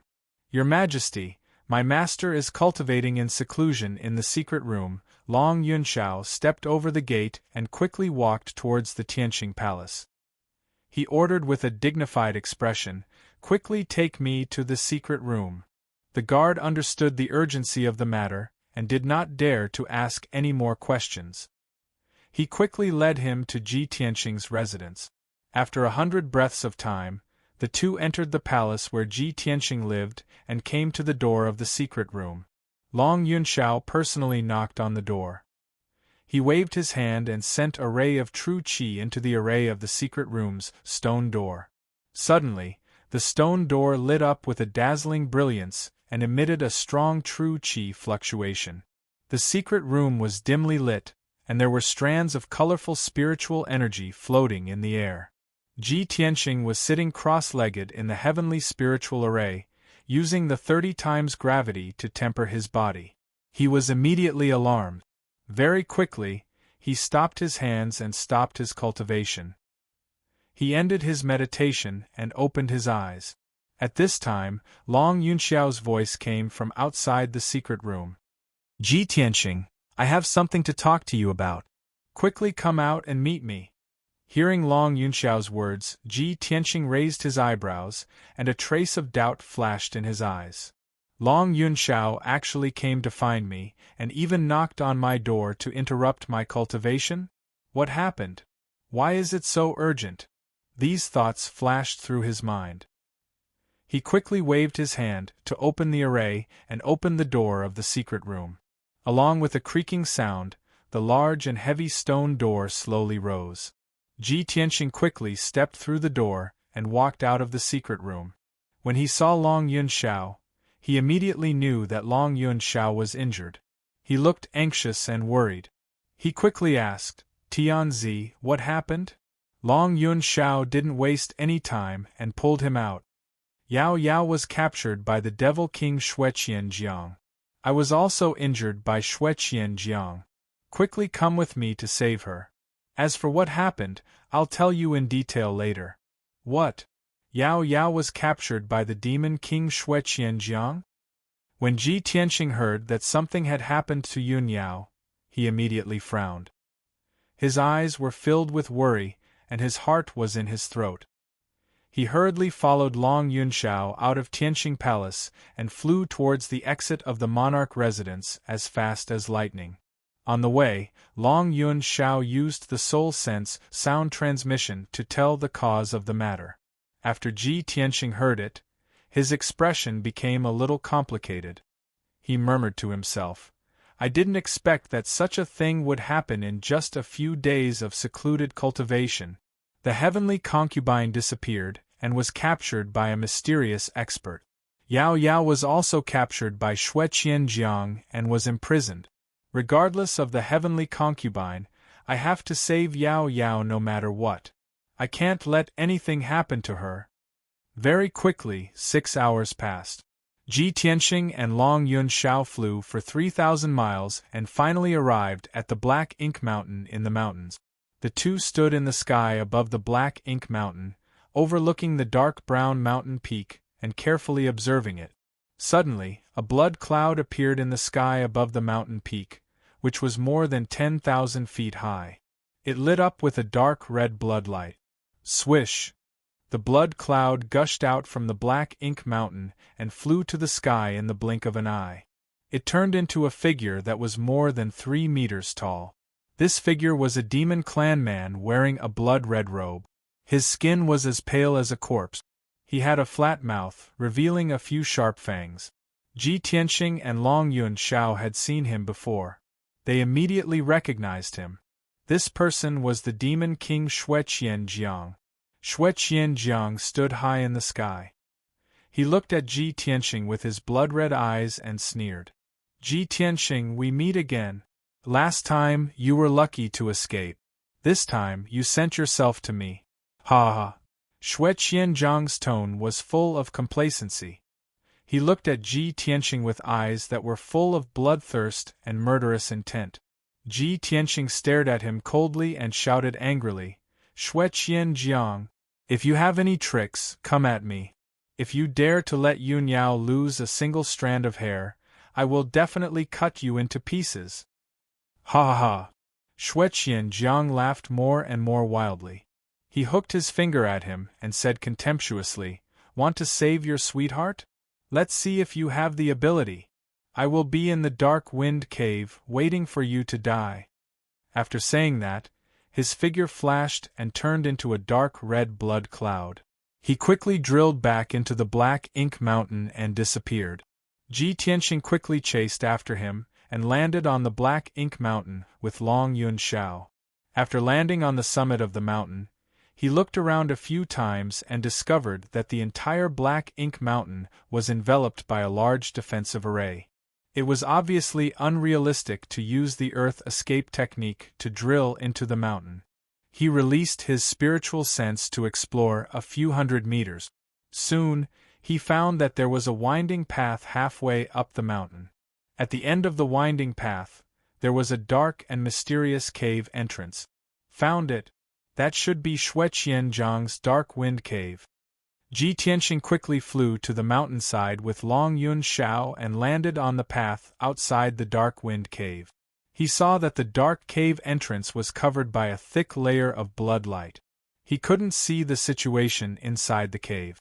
The blood light that sealed the cave entrance formed a light wall with a radius of 10 meters. It constantly flickered with blood-red flames and emitted a strong evil aura. Ji Tianxing only took a few glances to determine that the entrance of the Dark Wind Cave was also arranged with a powerful demonic array. It combined defense and counterattack into one. Its power was extraordinary. He turned to look at Long Yunxiao and said with a dignified face, "Son of Heaven, I have fought with Shueqianzhang.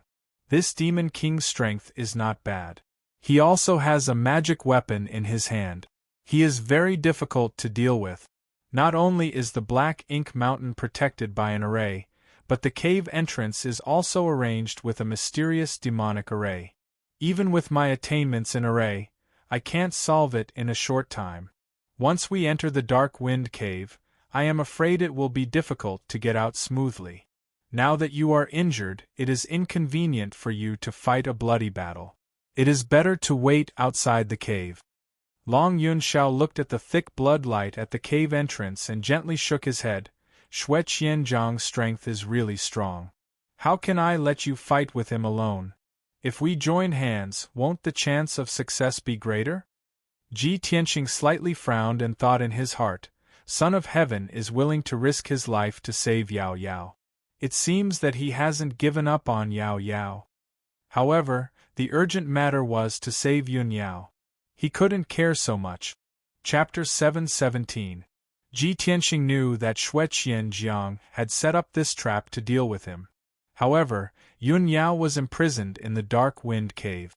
He had to save her no matter what. In order to save Yun Yao as soon as possible, he didn't dare to waste any time. He quickly used his array to break the Demon Dao array at the entrance of the Dark Wind Cave. Long Yunxiao was also worried and anxious. He helped him break the array. After an hour, the two of them finally cracked the Devil Dao Grand Array at the entrance of the cave after exhausting their mental and physical strength. A large crack immediately appeared on the wall of light formed by the dark red light. Ji Tianxing and Long Yunxiao went through the crack without hesitation and entered the Dark Wind Cave. Swoosh! The two of them went through the blood light wall and entered the dark tunnel. They ran down the winding tunnel and released their spiritual senses to check the surroundings. They were alert at all times. After 15 minutes, the two of them finally reached the end of the tunnel and entered a tall and wide cave. The cave was located in the belly of the mountain and was 1,000 meters underground. The ground was a little damp. The air was filled with a thick smell of blood. There were also strands of dark red light floating in the air. There were dozens of dark red blood crystals on the ceiling of the cave. They were emitting a dim red light and brought a weak light to the cave.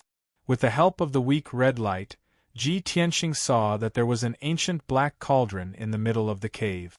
The three-legged cauldron was 10 meters tall. The surface of the cauldron was engraved with mysterious demon clan characters and patterns. It was emitting a dark red light and a mysterious and evil aura. There was a Demon Dao array under the cauldron. It was constantly gathering blood qi and blood light. It turned into a burning blood flame and poured into the cauldron. On the left side of the ancient black cauldron, there was a tall and thin figure. It was Shueqianzhang, who was wearing a blood-red robe. Shueqianzhang's dark red eyes stared at Ji Tianxing and Long Yunxiao. He grinned and sneered contemptuously. "Haha, you two idiots really came. The reason why the human race is so weak and vulnerable is because you are bound by emotions and desires. Even if you know that this king has set up traps and ambushes here, in order to save your beloved woman, you still have to obediently send yourselves to death. Hee hee, you humans are really stupid and pitiful, but we demons are different. What this king is most disgusted by is the 7 emotions and 6 desires. In front of powerful martial strength and a prosperous country, any beauty is insignificant." Xue Qianzhang's entire body was emitting an overbearing and valiant aura, appearing imposing and dignified. He was extremely proud and confident. He looked at Ji Tianxing and Long Yunxiao like a cat playing with a mouse. Ji Tianxing stared coldly at Xue Qianzhang and shouted coldly, "Xue Qianzhang, cut the crap and hand over Yun Yao immediately. I can still spare your life." Xue Qianzhang was stunned for a moment, then he raised his head and laughed. "Ha ha! Ji Tianxing, you are about to die and yet you are still so arrogant. What a pitiful worm." After laughing, he waved his hand and shot out a dark red blood light towards the rock wall at the corner of the cave. Suddenly, a dark red brilliance lit up in that dark corner, revealing a layer of invisibility array formation. Swoosh! 2 stone pillars as thick as a water bucket appeared on the ground. Cold iron chains as thick as an arm wrapped around each of the stone pillars, binding a peerless beauty. Ji Tianxing looked carefully and recognized the woman in a white dress tied to the stone pillar on the left. She was Yun Yao. The woman tied to the stone pillar on the right was wearing a long brocade dress and a jade phoenix golden crown. She was heavenly concubine Ansuwen. Yun Yao and Ansuwen were both unconscious. Their hair was loose and covered half of their cheek. Both of them were shrouded in a black fog of demonic energy. Obviously, the demonic energy had invaded their bodies and their life force had become extremely weak. They could die at any time. When Ji Tianxing and Long Yunxiao saw Ansuwen, they were stunned for a moment and revealed a puzzled expression. "Why is Ansuwen here? She was also captured by Xue Qianzhang? What's going on?" When they saw the situation of Yun Yao and Ansuwen, they immediately frowned and revealed a worried expression. Especially Yun Yao's situation. Not only was she severely injured, but the demonic energy surrounding her body was also stronger. There was also a mysterious and cold energy in her body that was constantly devouring her life force. Xue Qianzhang saw Ji Tianxing's worried and furious expression and sneered proudly. "Ji Tianxing, I have already planted the blood-dissipating curse on Yun Yao. This blood-dissipating curse is the supreme secret technique of our Bloodwing tribe. Only the person who casts the curse can remove it personally. No elixir can save her. 3 days later, if I don't remove the blood-dissipating curse on Yun Yao, her blood essence will melt, and she will completely lose her mind and her humanity. At that time, she will become a female devil who doesn't recognize her own family and kills anyone she sees. She only knows how to kill crazily. I really want to see how you will feel when she personally stabs a sword into your heart." Ha ha! Hearing Xue Qianzhang's words, Ji Tianxing was instantly enraged and his eyes were surging with cold killing intent. "Xue Qianzhang, you despicable and vicious devil, you will die a horrible death." Xue Qianzhang saw his angry and crazy appearance and laughed proudly. "Ha ha! Seeing your beloved woman's life hanging by a thread and about to become a female devil, you must be very angry and heartbroken, right? Good.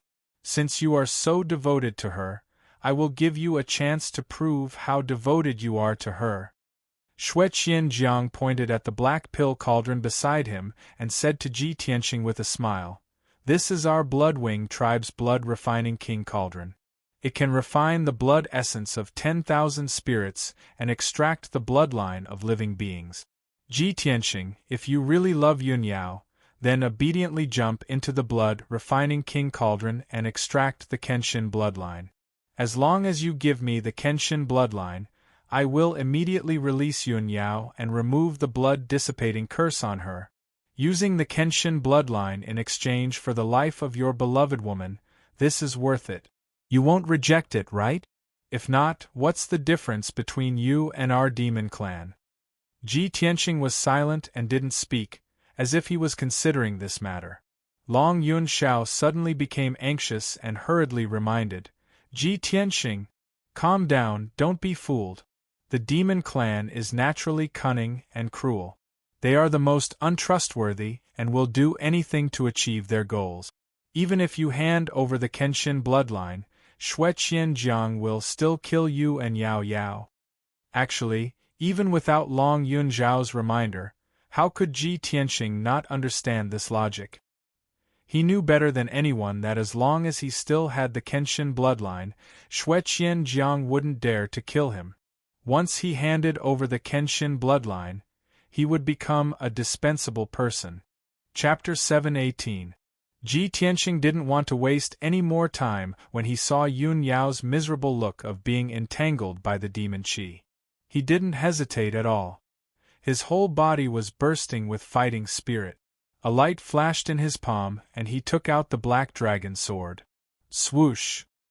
He held the black dragon sword and pointed it at Xue Qianjiang, who was 100 steps away. He shouted with murderous intent, Xue Qianjiang, stop talking nonsense. You want to take my Kenshin bloodline? You have to beat me first. I didn't kill you last time, but I will take your life today.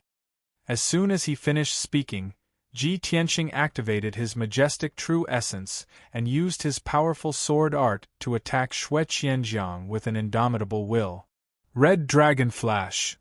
The cave was only about 200 meters wide. It wasn't wide enough. Ji Tianqing activated his violent flame power and condensed a 10-meter-long flame sword light.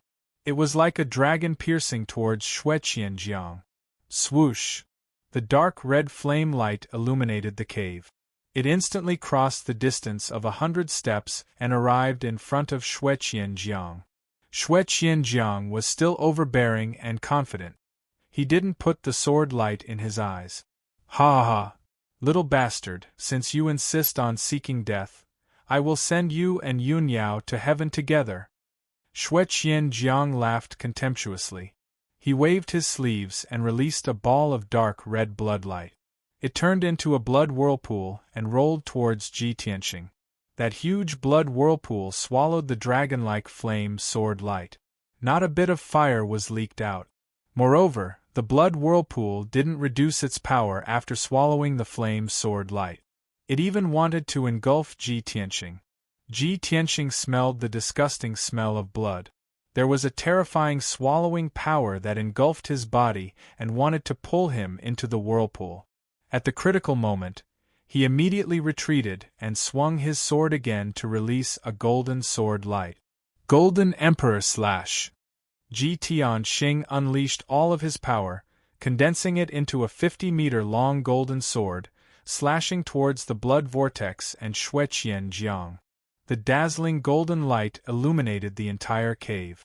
Everything within a 200-meter radius could be seen clearly. The giant golden sword slashed through the blood-red vortex with unstoppable power.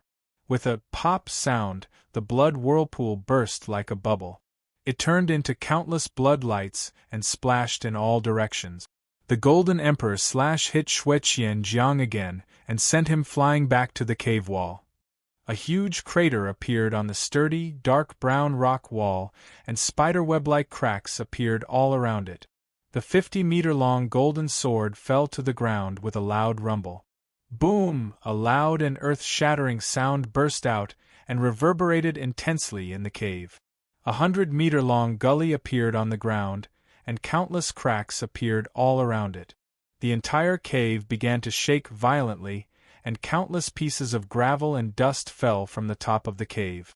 At the same time, Long Yun Xiao donned the war god armor and wielded the nine-cloud sword. He waved the sword and pounced towards Xue Qianjiang, wanting to take advantage of the situation to attack. However, the stone door of a secret room on the left side of the cave suddenly opened. A tall and sturdy figure that looked like a bull rushed out as fast as lightning, carrying 2 large black iron axes. Long Yun Xiao, your opponent is me.